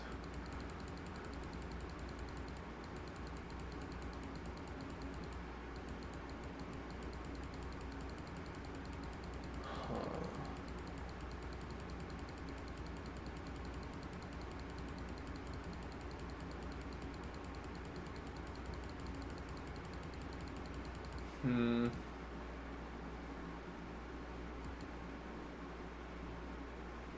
Yeah, no. We do eventually get some tactical resources.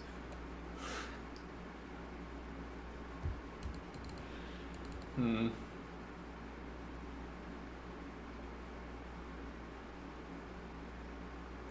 The knight is difficult to kick.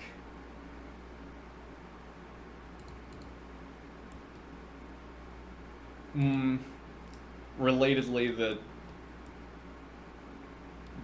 this opens up choices for black other than yeah, well, it opens up at, I guess, these two options. You retain not having moved the queen, and you gain these two squares by using the bishop instead. And then we don't have to defend the bishop with the queen, so we're not stuck developing to one of these two squares. Though after castle's kingside, you're also not developing to f6.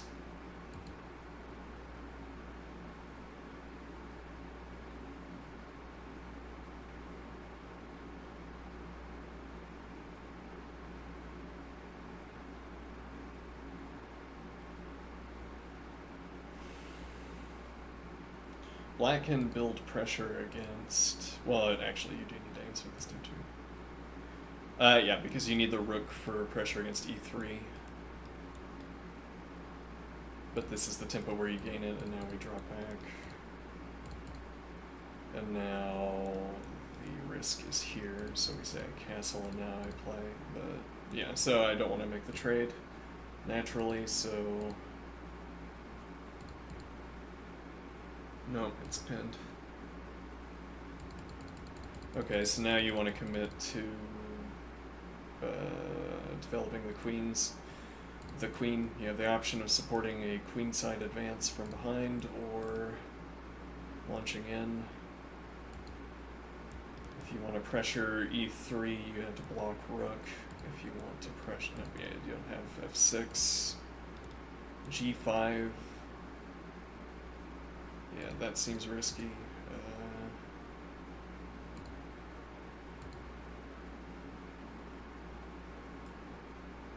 Yeah, so the knight is denying rook e3, so we don't...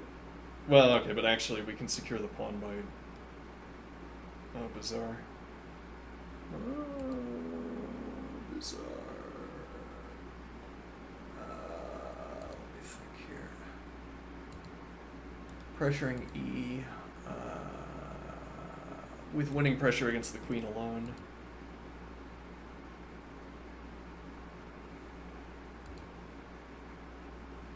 Yeah, and we don't have a piece covering e4.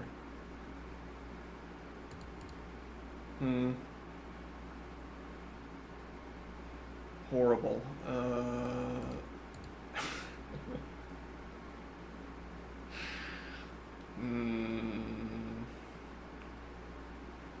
I guess that doesn't work because we take this way. Yeah,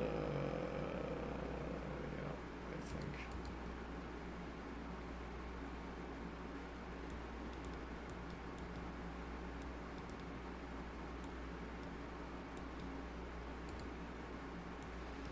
This is also hanging at the moment. Might take oh yeah, that does take priority, doesn't it? Because you moved the knight, yes. Oh, you moved the knight. Yes, well the assertion is that moving the knight wins, and that turns out to be false. So white still has a tempo to play h3 if we decide that knight g4 can't be allowed.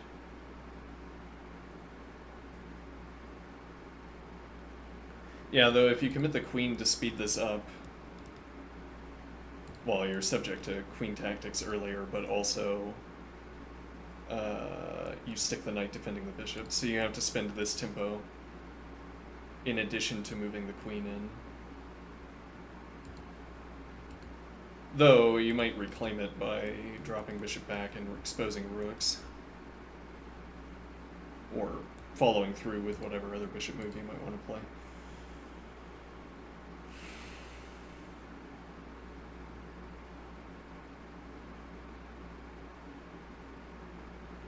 Well, and we can't kick the knight, notably.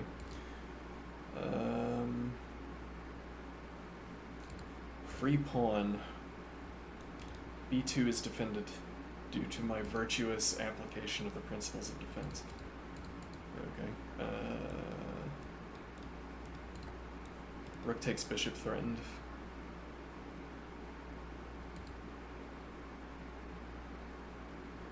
Yeah, and if you take... Now if you try to pressure this, we just take the this is an adequate defense. You can't pressure the... Yeah, you can. Alright, I'm up 3 pawns.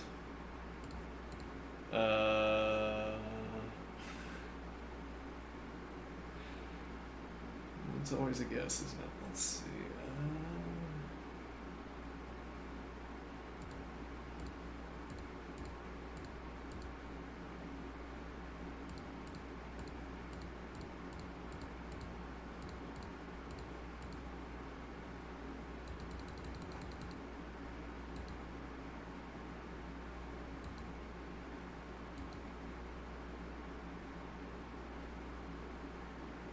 I'm hoping one of the virtues of this more visual reasoning I'm trying to develop here is that I won't have to ask about explicit tactics as often.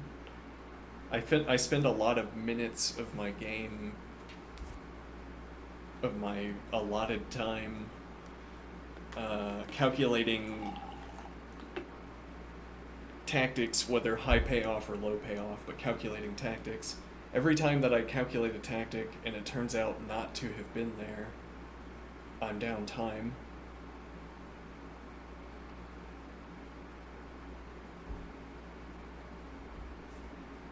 If I don't calculate tactics at all, outside of avoiding succumbing to tactics, I suppose, if I don't calculate advantage gaining tactics, then I'm never wrong about whether there was an advantage gaining tactic.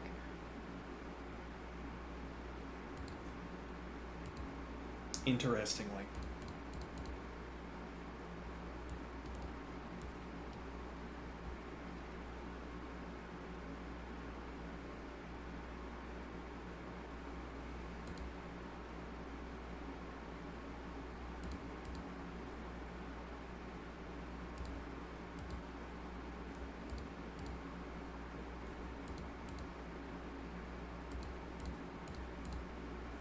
Oops, oh no.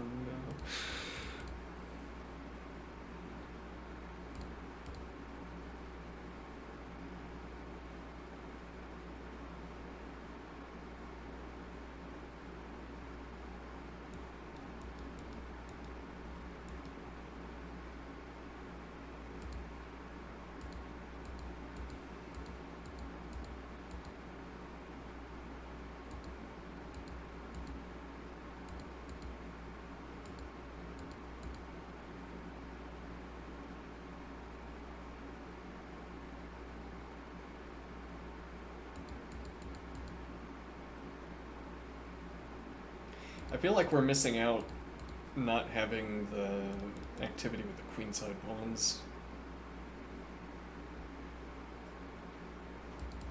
There's a point here that I can crystallize, I can initiate a pawn cascade on the king side that reaches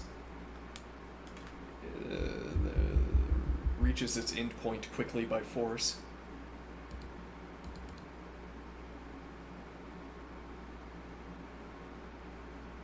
And what that means, I might be wrong about that, but, oh yeah, huh. Okay, h3, fine. And now black is the one with the time advantage. Though actually,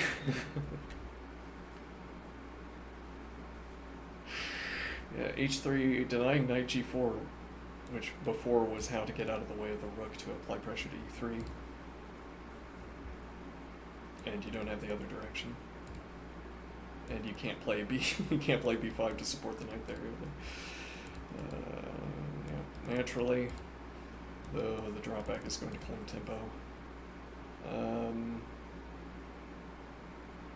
Okay, so now about that solidification cascade.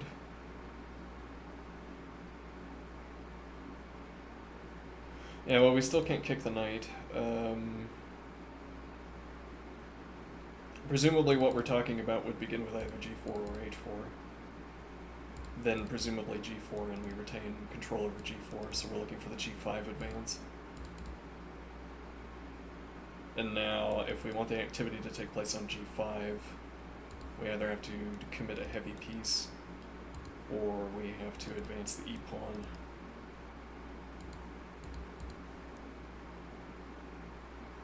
Which we might try to advance the e-pawn.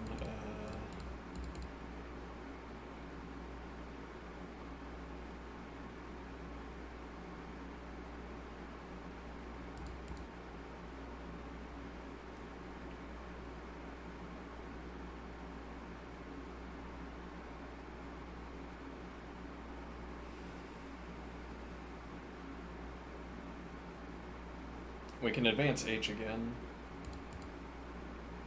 We drop control over g, but you can't use it if you try to stack pressure with the queen. Well, okay, you're probably going to try to do that with here and save this tempo.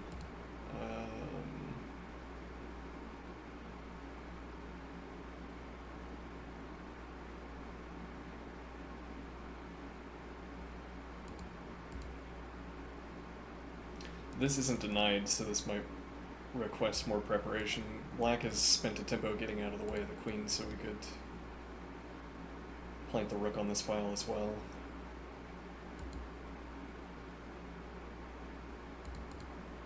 As it stands, well, actually, yeah, the pawn is pinned, so, I mean, you could spend a tempo doing this. Well, and then we would have our sample of the solidified structure. If nothing else, if you decide to take...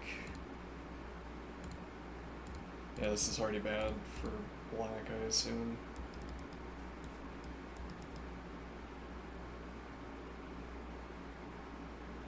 Light squared bishop. Looping around plausibly. If it's not winning, though, then the game becomes completely different. But it's funny that my two bishops end up here like two advanced pawns.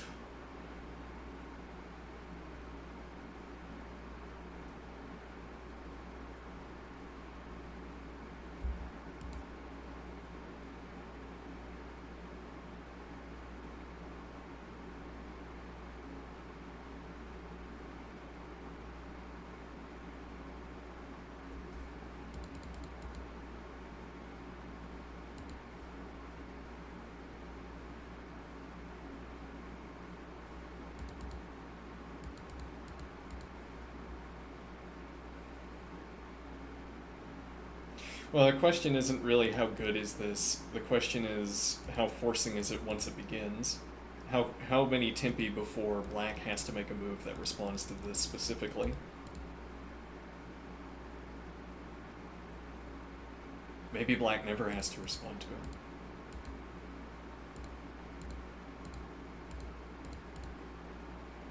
Well, that doesn't seem so persuasive.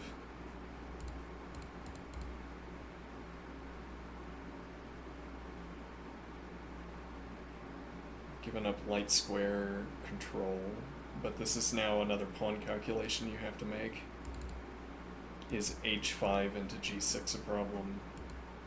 Is the possibility of playing h5 somehow made this bad?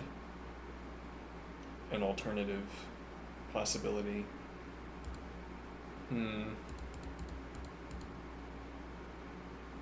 Well, and I'm not dead set on developing this side of the board.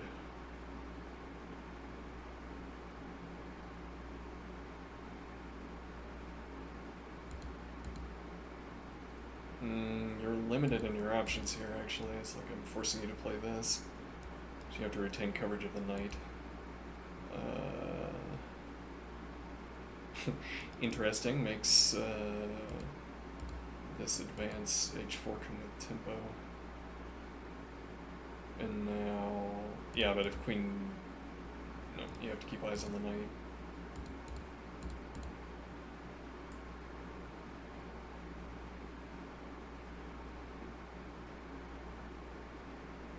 Yeah, and now you can't.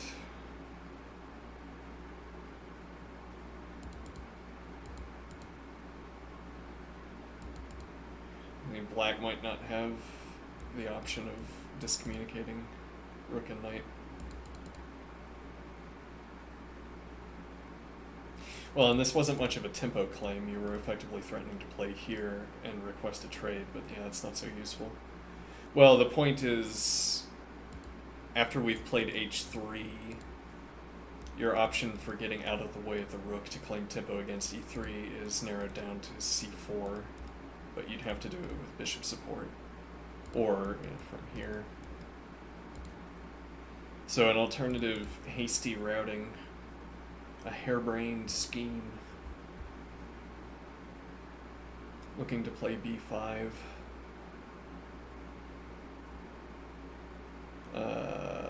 Now if we claim tempo, the queen has breathing room. The reason I want to claim tempo is that I want to get bishop d3 in.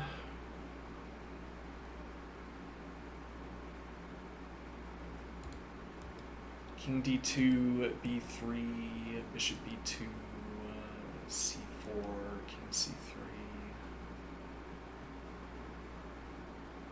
Bishop a3 with or without a4, b4, bishop b4.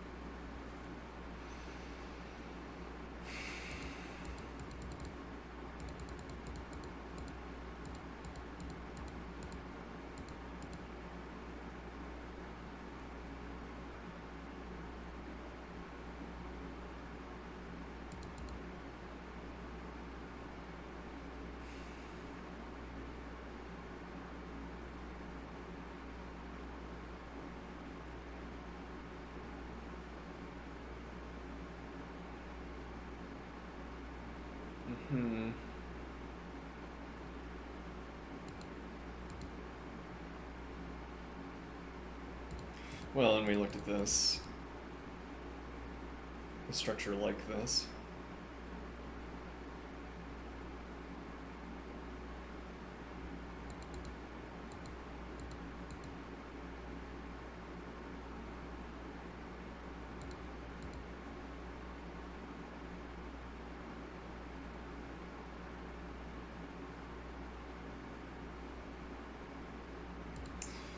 Well, if you play this, this arrives with tempo, which gives me the time to... I mean, maybe you could try to claim this.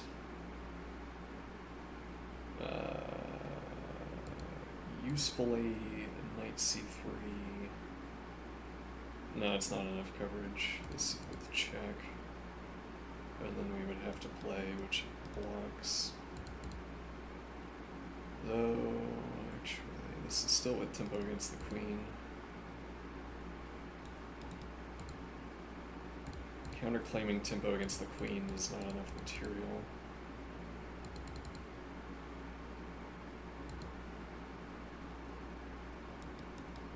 You'd have to play this check. Tempo against the knight, but no, this doesn't...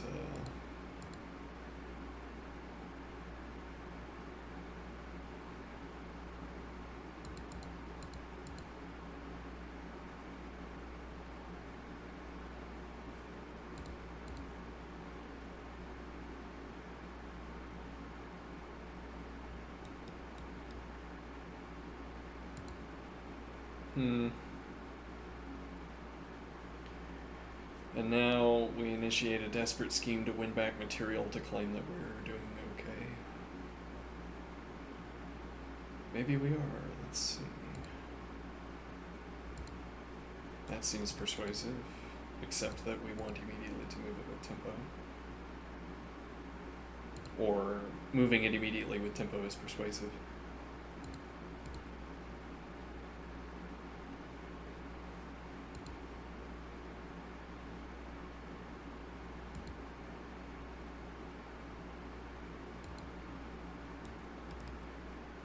Also with tempo.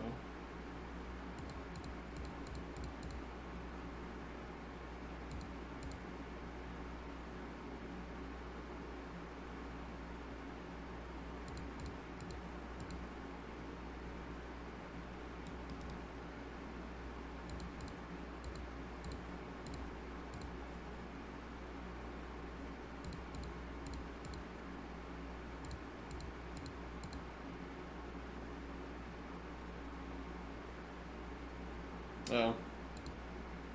Yeah, well, I mean, this is tempo critical. This way made it, so you go this way, but we take the check here, we take the check here, then...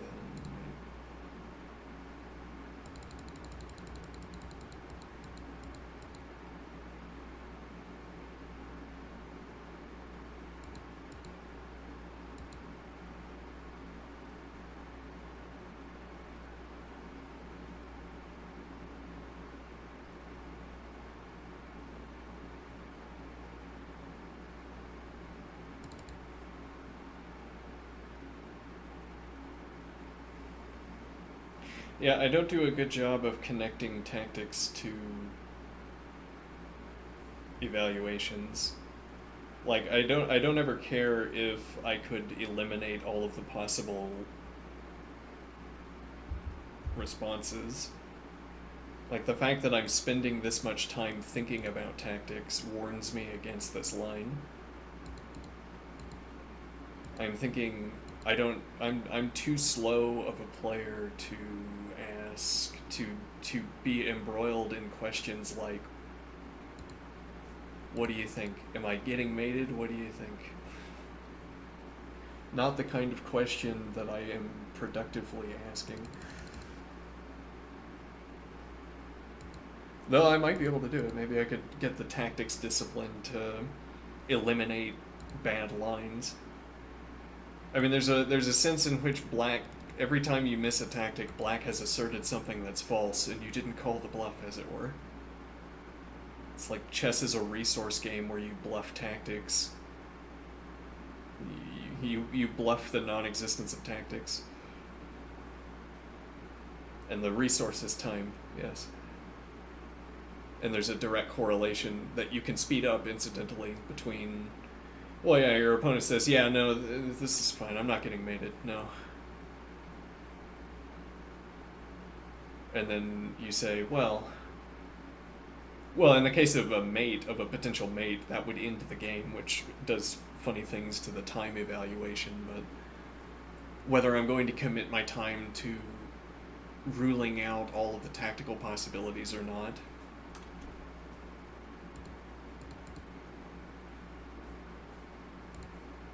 I'd rather just avoid the question. Seems to be the point. And I can. Can I?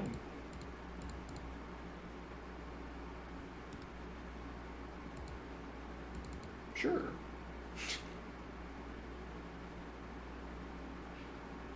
Hmm.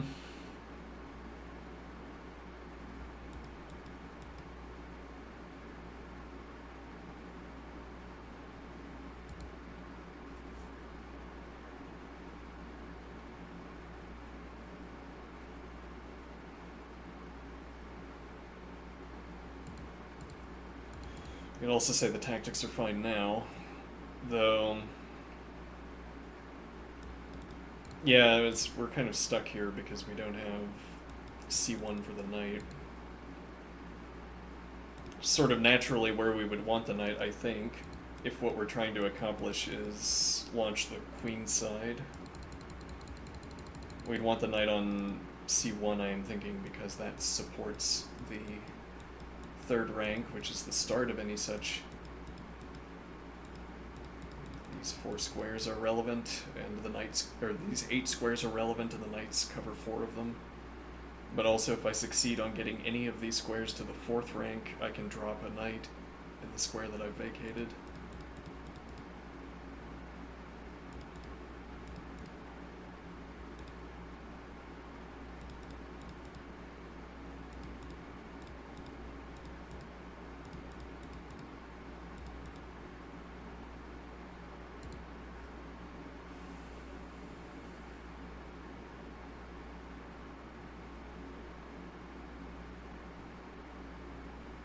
Okay, but we don't have...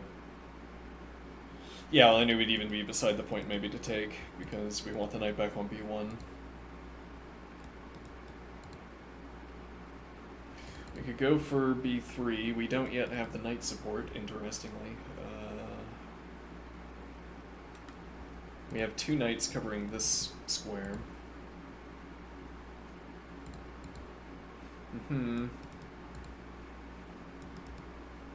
Yeah, though, if we have to vacate... Yeah... Now we don't have the bishop support. We don't have to have it. Usefully. Actually, we've already committed the king to the king's side. Well, if black is taking in either direction, I guess it doesn't matter. Yeah, this is a problem. We'd otherwise have bishop support. Well, and if we're not playing this, then we're not playing knight to c1. We don't have to, well, maybe we do. You take here, but also this advance supported by rook.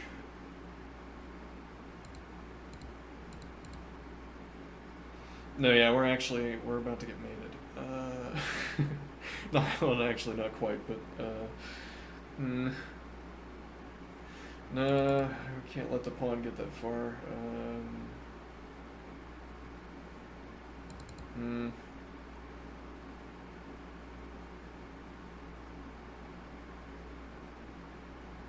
mean, this might be a different question now.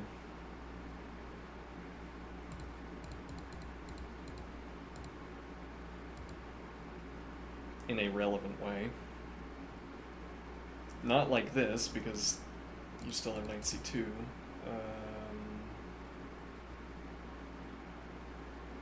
Well, do you though? That's horrible. Yeah, don't want to be thinking about it.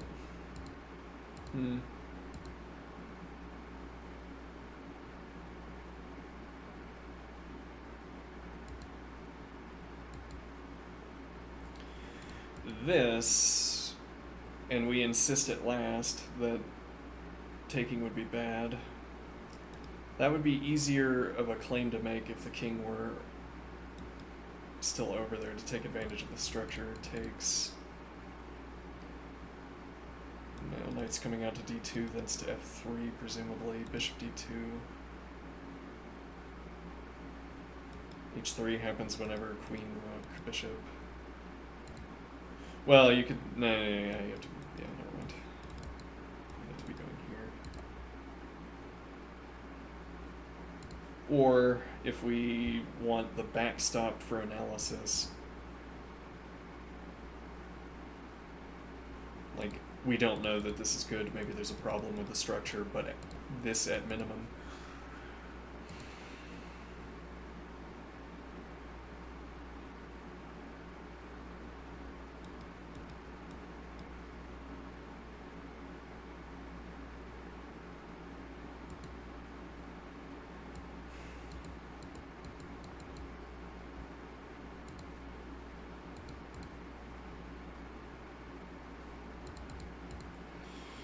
But as I say, I don't want trades. Do we have an alternative?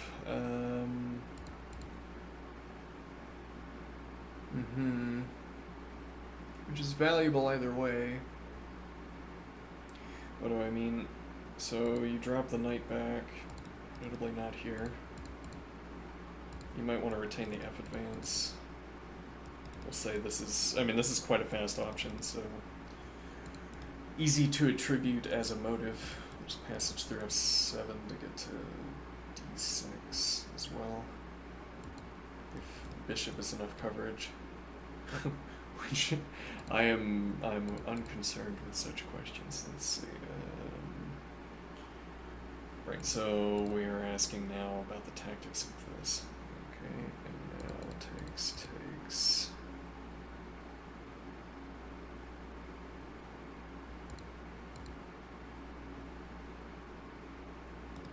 Have to control C2. Keeps eyes on C2. You can also play the bishop in front of the queen. Actually, no, you can't do that. Which I will calculate. Let's see. There's also this point for the F advance.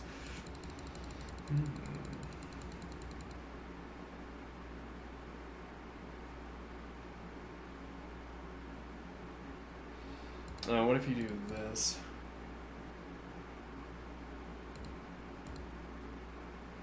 I develop.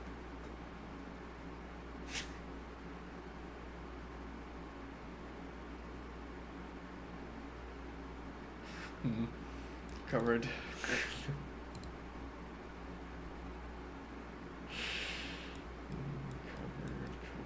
Yeah, so you'd have to go. if you're uncomfortable with your queen in this position, consider not putting it there. We could drop back to D1 and have, yeah, with tempo, a development scheme for the bishop. But then we have two bishops in front of the rook.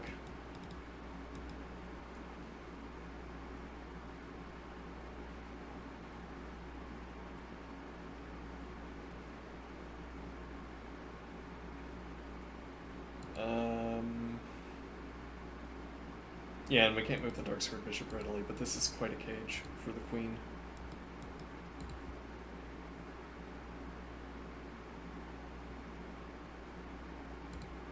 Uh-oh. Trying to break the cage. Oh no. Yeah, now my king needs to be on h2 so that I have bishop e2. Point being...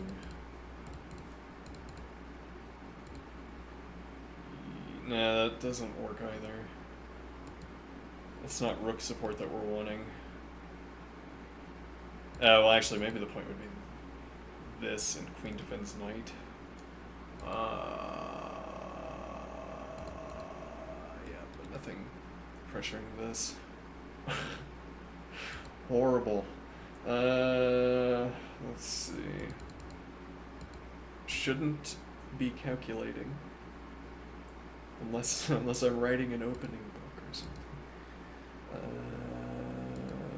Let's see.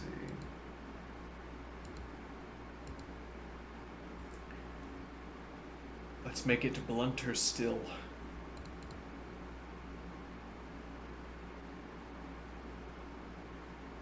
Well, here, plausibly, just immediately gain this, but if you want to maintain the diagonal... Well, and our king is safely over here. If you take at this point... Oh, lovely, yeah. We got our nice 3 pawns here. Bishop's well positioned. We still can't make the c3 advance, but our rook on the open file seems good. Bishop b2 already have, and can still serve as a big pawn if we so desire.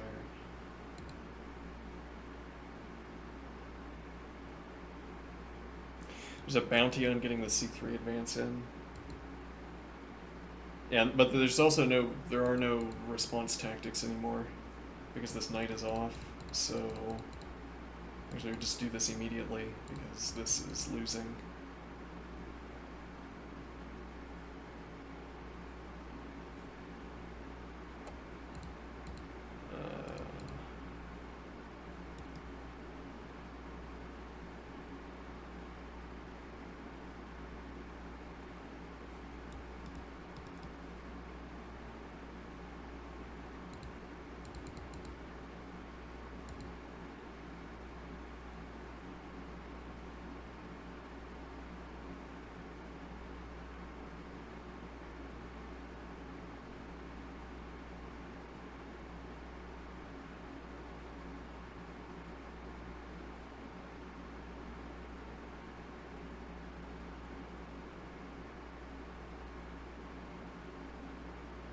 No, what? Hmm.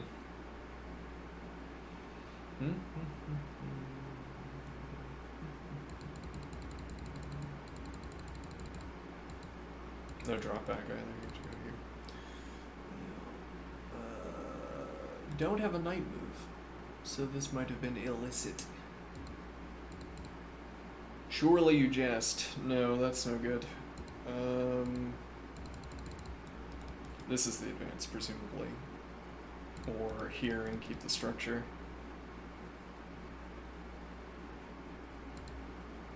And keep the dark squares closed. And we don't have to commit either. I just might just want to hold on to this. Yeah, but we don't have the knight move, which means that prior to making this advance, we have to... Okay, well, you know. Knight succeeds. No advance. Or support with F. Or for that matter, support with bishop. And you could drop back.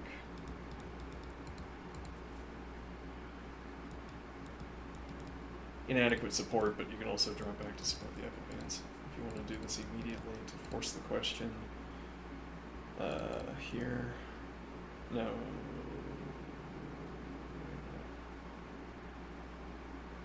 Yes, well now we can draw back with claiming defense. So for that matter, you might not be able to, this pressure is critical. We might not be able to put our bishop here. Well, now it comes with tempo.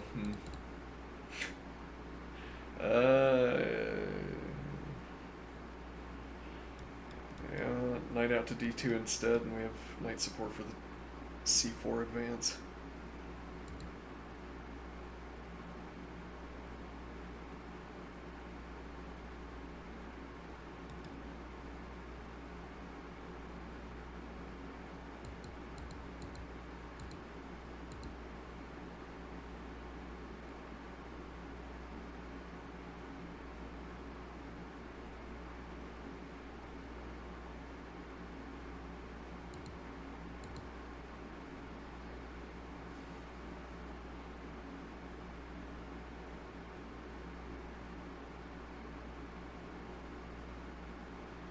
Otherwise, we have to follow through with king h2, but why would we be in a rush? Or again...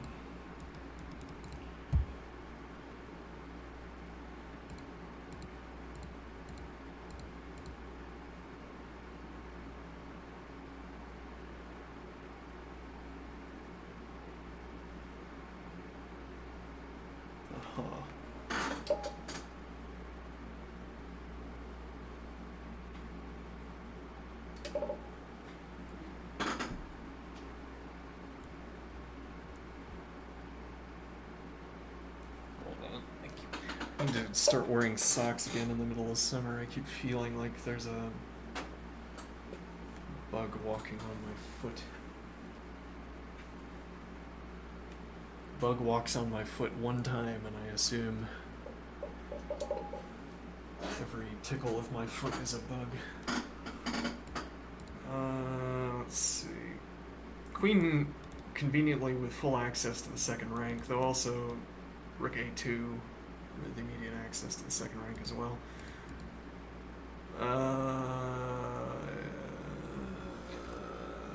It's a little bit inconvenient to deal with. You have to take with a pawn, so we can immediately cash in, or try to cash in on this.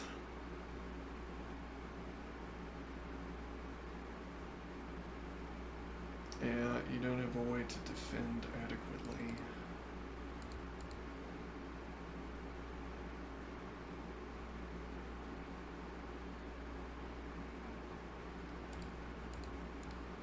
But rook takes with defense.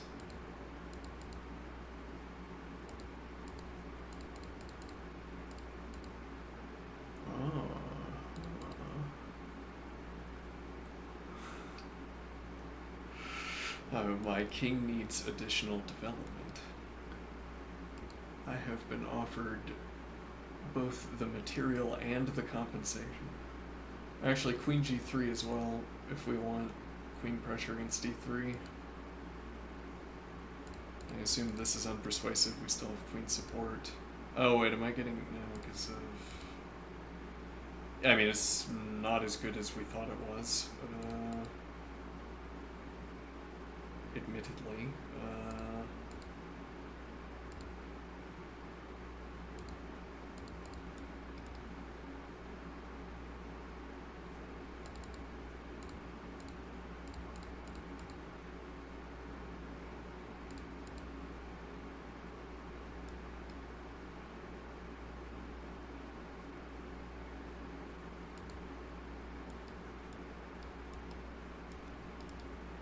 King g3 with tempo against h7. Hmm.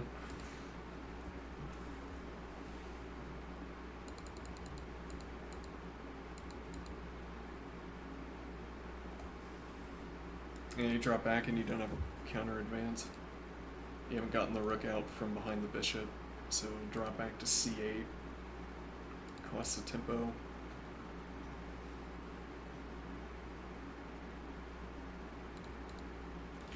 Risky, and knight f3 doesn't defend.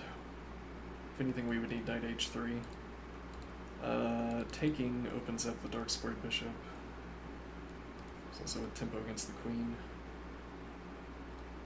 And then rook f3 or rook g3, queen f3.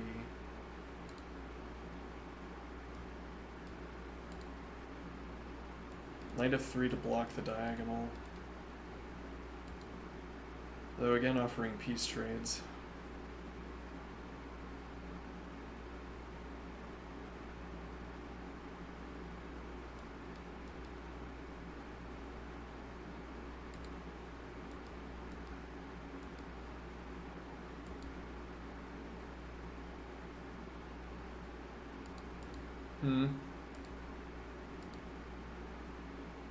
Queen in front of rook. Yeah, the problem with this is that it offers the trade that we don't want to accept. Though you would have to request it immediately. We can also develop a knight with tempo instead.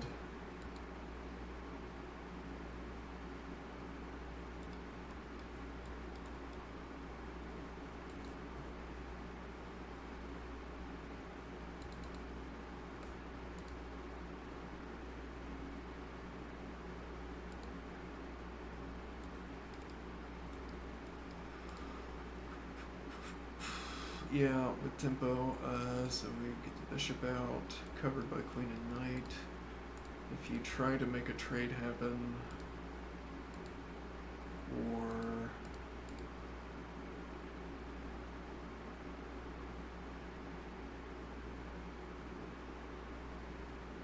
notably, rook takes, queen takes, evades, g5.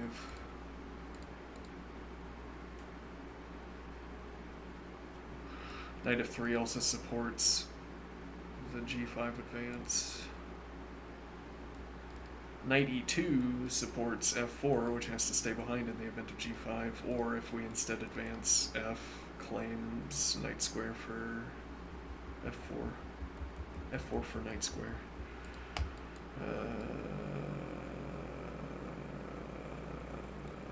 Yeah, these three pawns, knight defends, bishop defends, rook defends. Nothing covering, yeah, we can't make the advance. Bishop can drop back, but then we would prefer to have the rook here, presumably. Conveniently, we're locking rook out of d1 while we're doing this.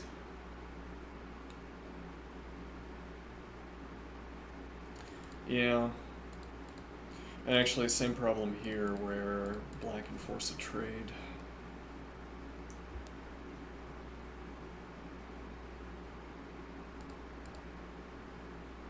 Doesn't have to be rook takes. I mean, I would have a hard time claiming that this is bad for white, but a trade has happened. Takes is threatened. Actually, this is also threatened. Black can't do this.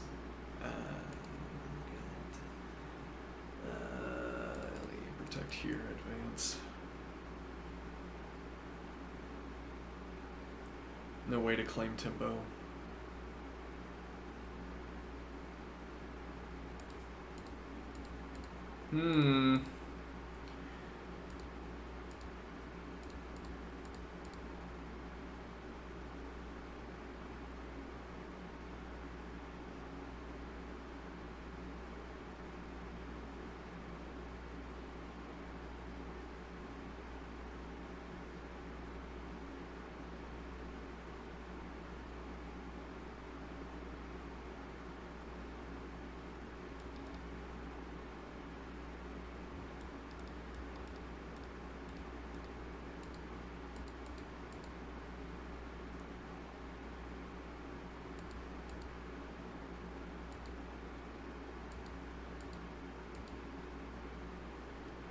So black can't take without preparation, though what constitutes preparation isn't obvious.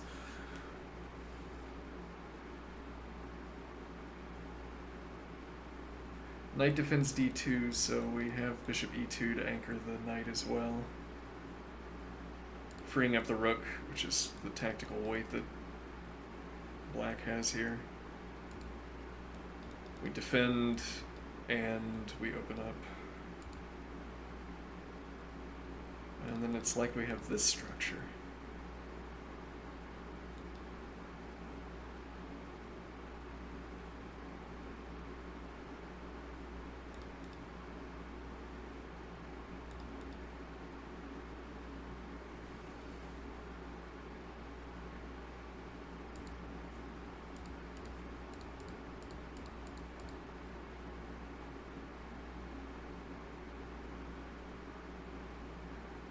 That places some restrictions on.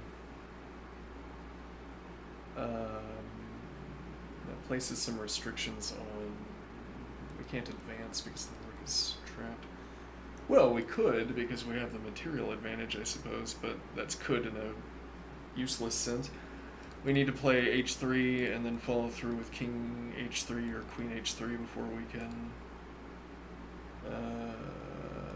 make the g4 advance. Actually, we're still...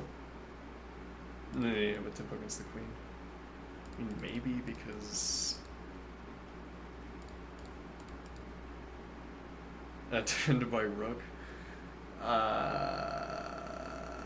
Interesting. And now this with check. And then, yeah.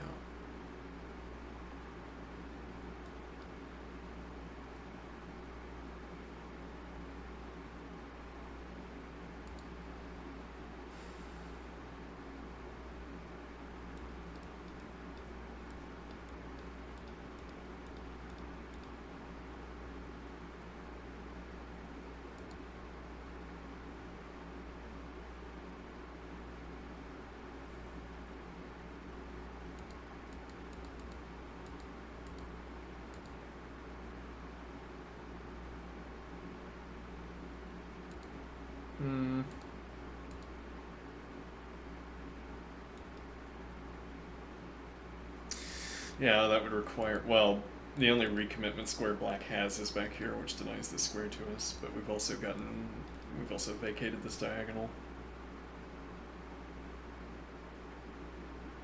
It's maybe a little bit awkward to continue with these bishops.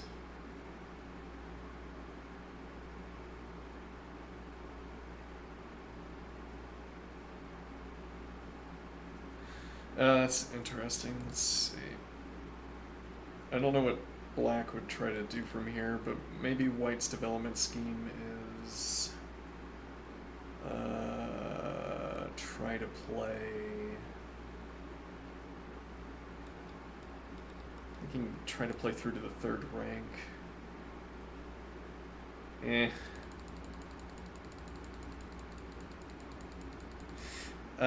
Actually, different point here that we can use this square for the dark squared bishop instead, though that doesn't stop the trade offer. It changes where we can block the diagonal. No, that's not true, because even if we were here instead, this is still the block.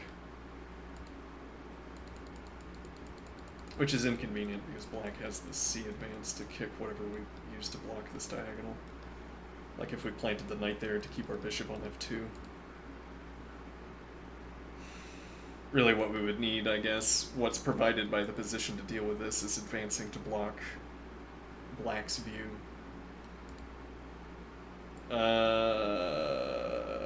Yeah, but that doesn't work because black has the challenge. We have to get off of the diagonal before we can advance the pawn, so black always has a tempo to drop back. So black wastes another tempo to count. And now the advance isn't enough, though it is supported. Though if... I mean, we can always claim accepting a trade is... yeah. With tempo, though.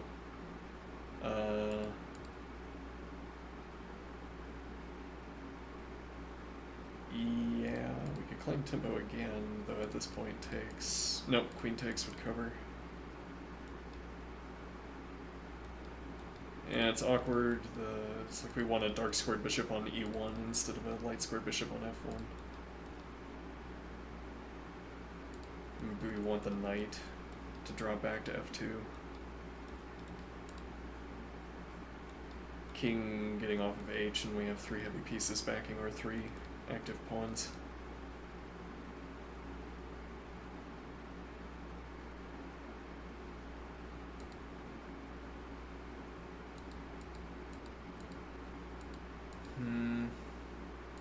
However, if black waits, though black has now wasted 3 tempi by this point, notably, now we can advance, bishop drops back, and then advance again, or wait until you play back and advance.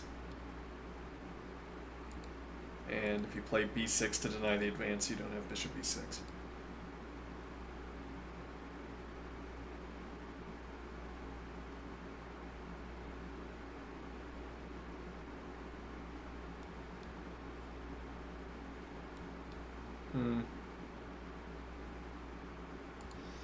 We can regain second rank access, though that king and queen are going to be interfering.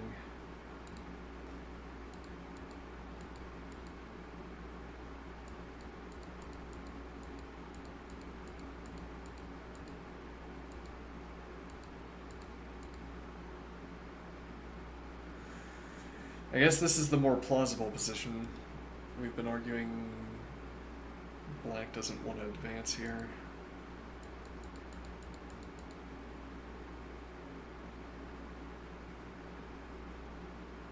Of course, we always have, well, we're starting up material. We should probably go back, right? So no sacrifice, you drop back instead.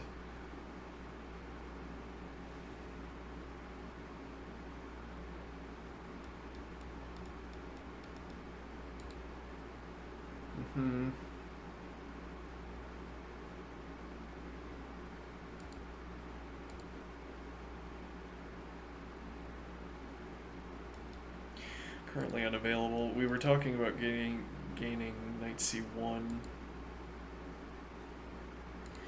Oh, we can't hang that yet. Yeah, king back to f2. Yeah, well, maybe.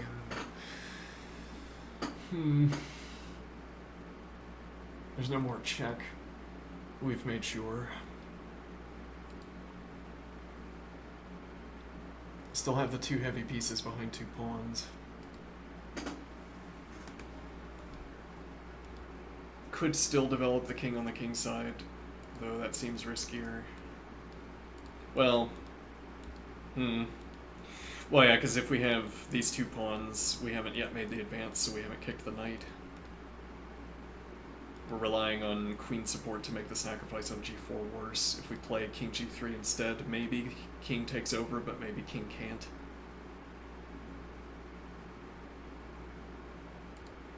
We get the bishop to e2.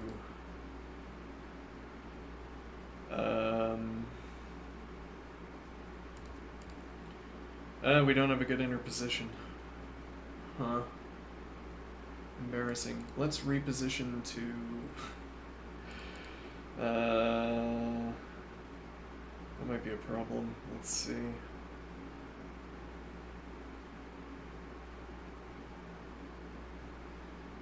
Queen would have to be trapped after taking.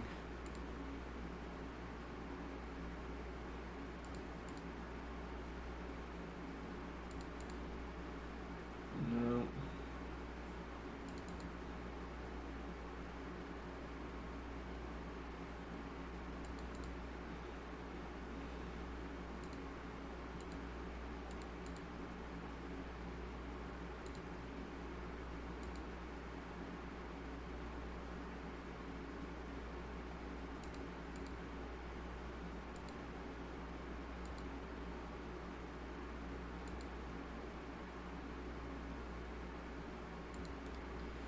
C2 is on pre, though that doesn't get the queen out of the camp.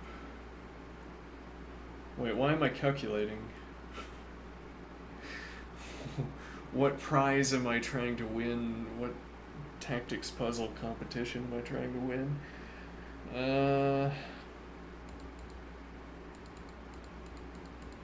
How good of a line is this? Well... yeah, the question is, can we claim this pawn advance immediately, I suppose. Well, yeah, we can't follow up with...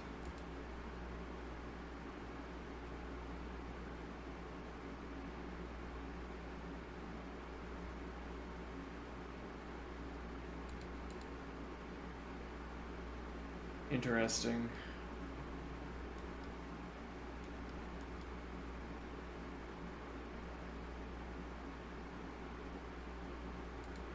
Or for that matter, played directly. A faster routing appears, though it puts off the question of b-knight development another tempo. Yeah, though at the expense of, or at the gain of not having to play knight c1. Or wait, are we saying this is good? No, I don't think so. This doesn't come with check. If my king's not on f2, notably. If you applied this point of pressure, interestingly, this saves me a tempo, but I don't like any of the interposition options.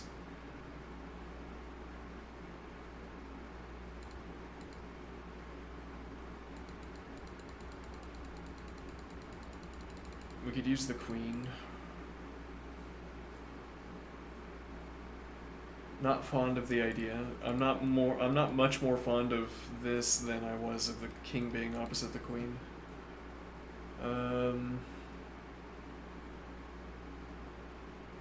Where are you going to move the knight?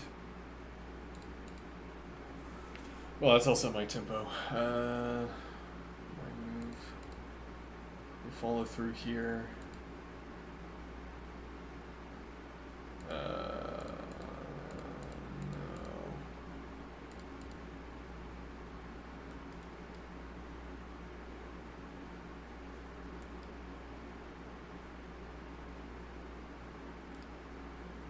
Yeah, a little bit difficult to defend h3, actually. Bishop back to f1, maybe.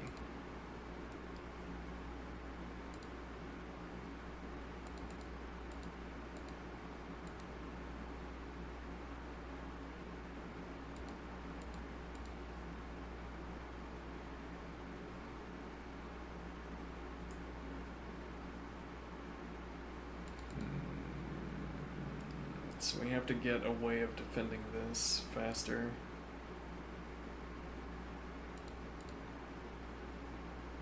Uh-huh.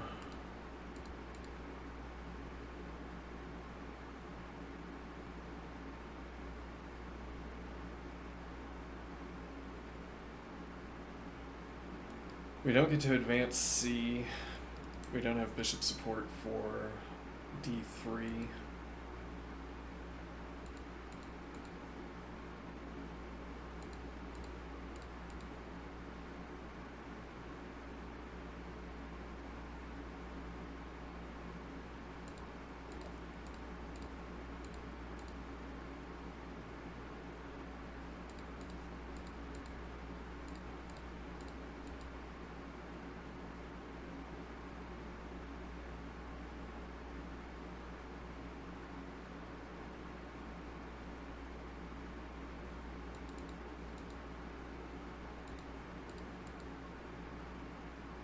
Yeah, but that also drops the point of pressure, interestingly. So knight defends knight.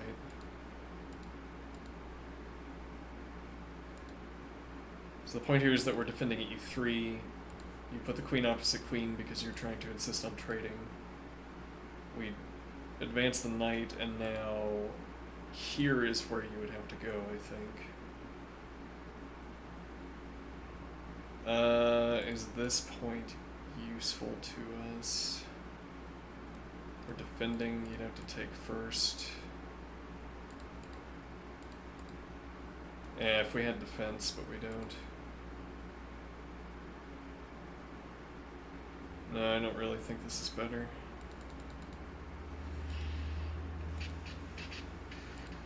Yeah, so this move is still a problem.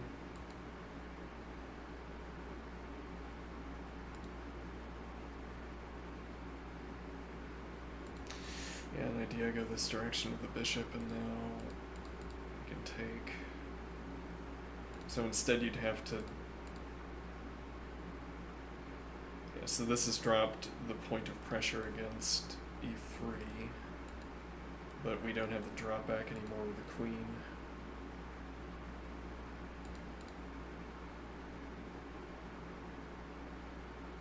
Endgame with extreme advantage.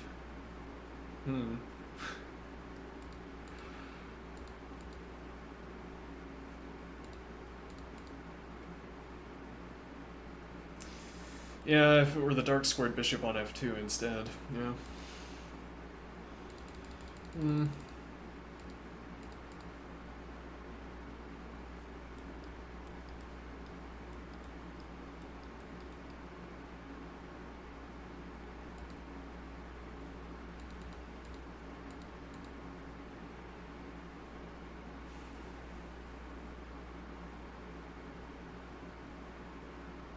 Wait, why isn't it an even more extreme advantage? Oh, right. Okay. Yeah, we can't retreat, and then we can stay on the board. I'm assuming this is not good to do. The alternative doesn't work. Yeah, so we'd have to play here.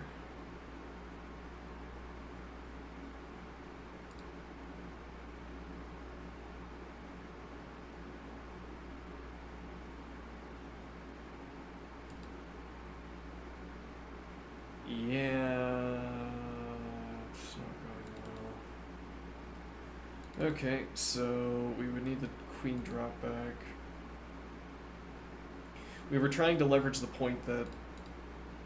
Yeah, but again, this doesn't work because of this move. Yeah, so...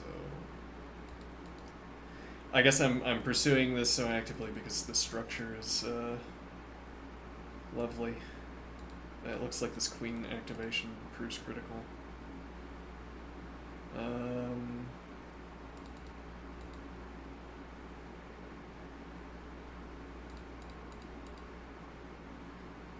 Oh yeah, why aren't we doing this immediately?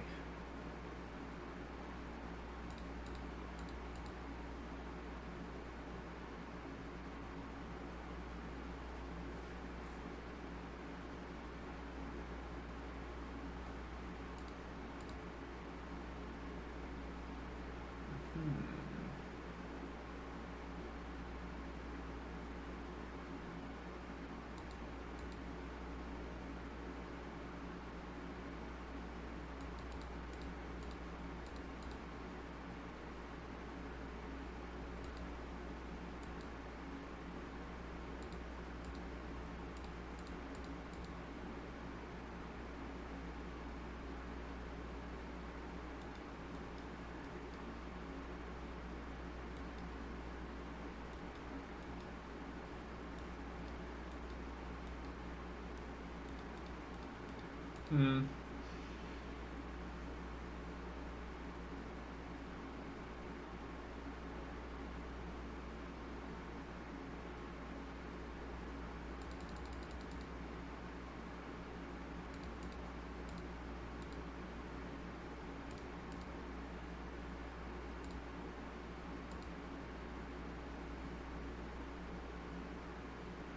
Ah, interesting. And now the point is,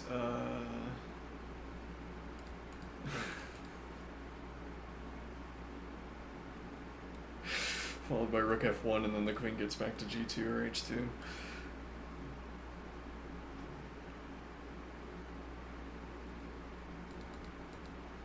Hmm. And then if you don't apply the pressure, I guess we're threatening to play king d2 so that we can follow through with bishop b2.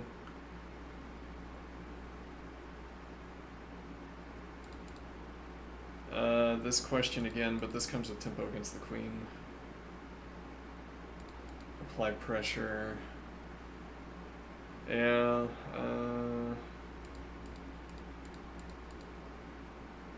doubtful. I probably don't want to spend time looking at that.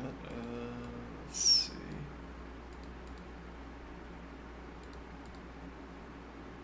Interesting. So this is critical. Yeah, we have to have the knight defense. Well, yeah, king defense.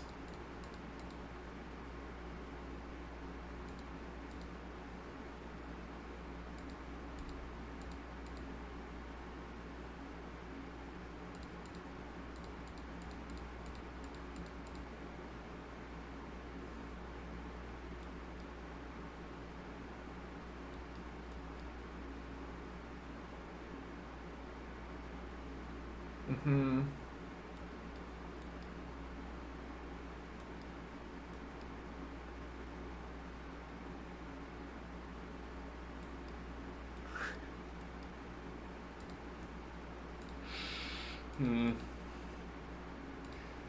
Okay, I'll spot you a tempo. Sure, let's see what happens. Can't be bishop, notably. King denies bishop f5. King denies bishop e6.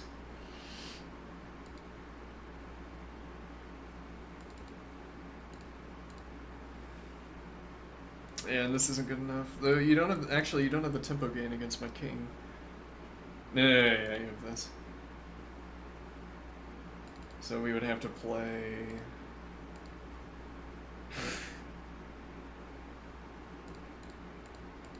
Doesn't work, unfortunately. No. We had to get bishop. We had to get bishop b2 in. Though threatening d5 with king support.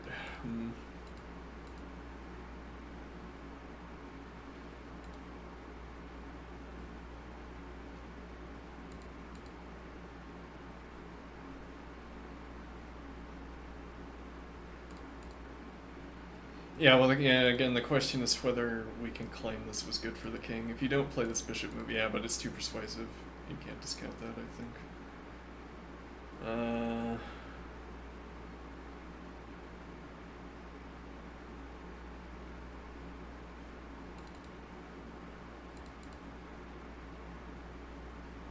And then if you spot me another tempo, now we advance.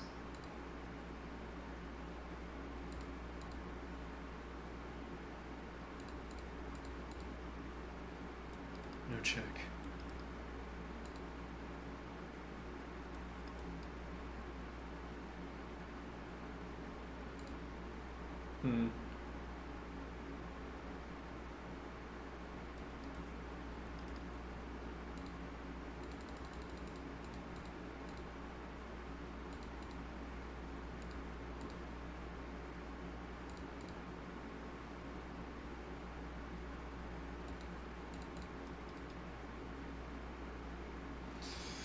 Yeah, use it to support the advance. We've successfully dodged all of the dark squared bishop pressure after forcing the bishop to this diagonal.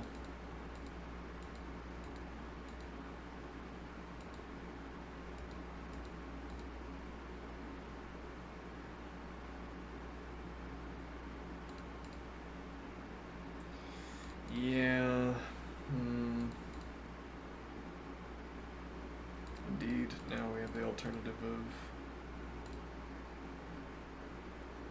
I guess we continue development. What do I want to do with the developing tempo? Makes sense to me. Supports this advance, can't be punished. Though, now, supports the advance directly, and this comes at tempo, though the bishop dropping back. Though we also have bishop d2, and the knight covers the knight.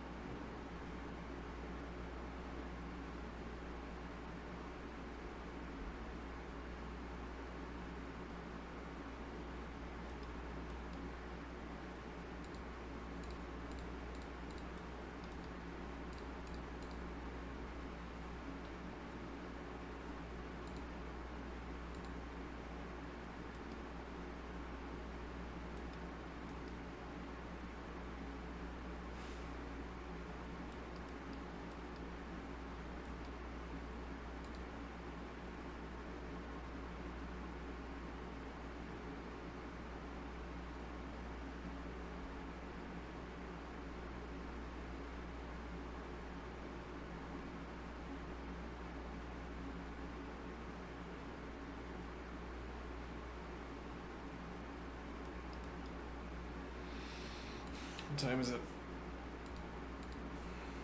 Alright.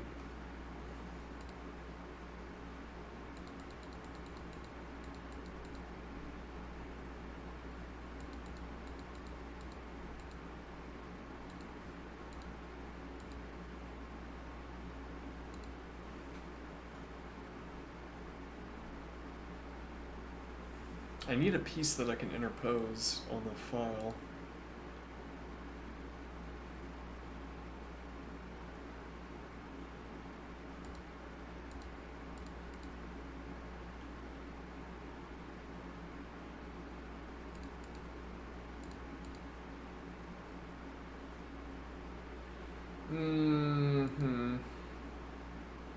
It feels like I haven't developed enough to do this. And then I assume it feels like I have developed enough after, well, I mean, even after this, making the B advance with tempo and then playing knight c1 immediately, so that, yeah, and then the first knight that makes it through is the knight on b3 instead of the knight on c3, which seems like some kind of advantage, maybe not.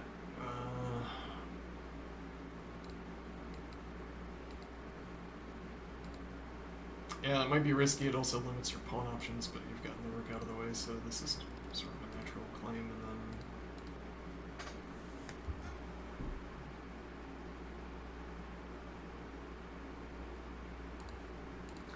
Could also be here anyway, and then we have knight denial here, but the knight is plausibly still passing through in this direction.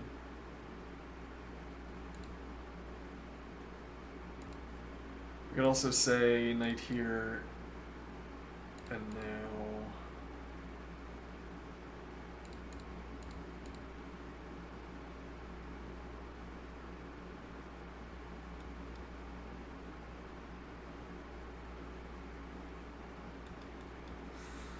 Yeah, instead of moving the king again, get the rook onto the second rank.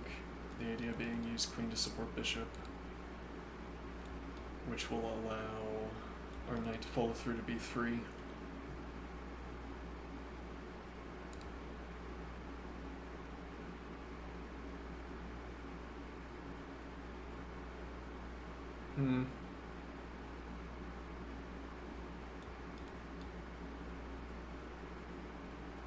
Well, yeah, I mean, if we could advance the bishop.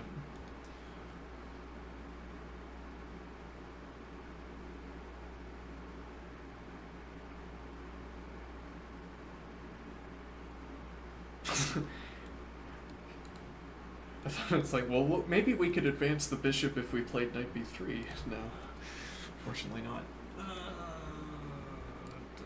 Could do this. Yes, actually, and interestingly, that also works. I mean, if we could play this knight takes, pawn takes, then you wouldn't have heavy piece pressure against the bishop on d3, so we could still move the knight to b3, interestingly. Yeah.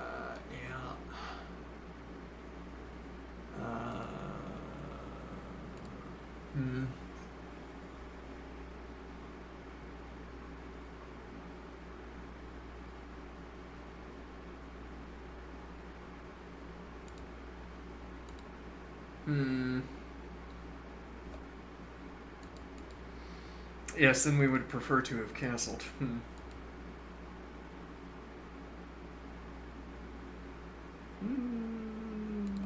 Just play knight b3 anyway. Now we take with a pawn.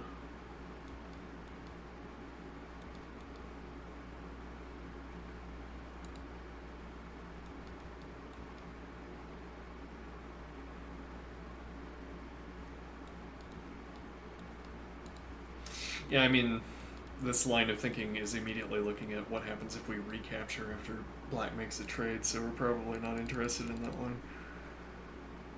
Maybe bishop back to d1 and knight passes 3-2, but d3 is going to require supervision. Maybe we just keep the knight here until later.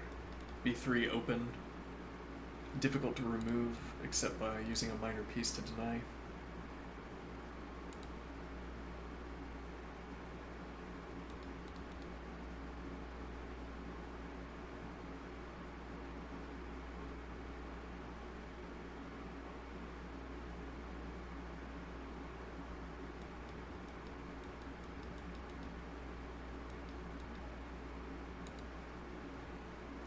Okay. See ya.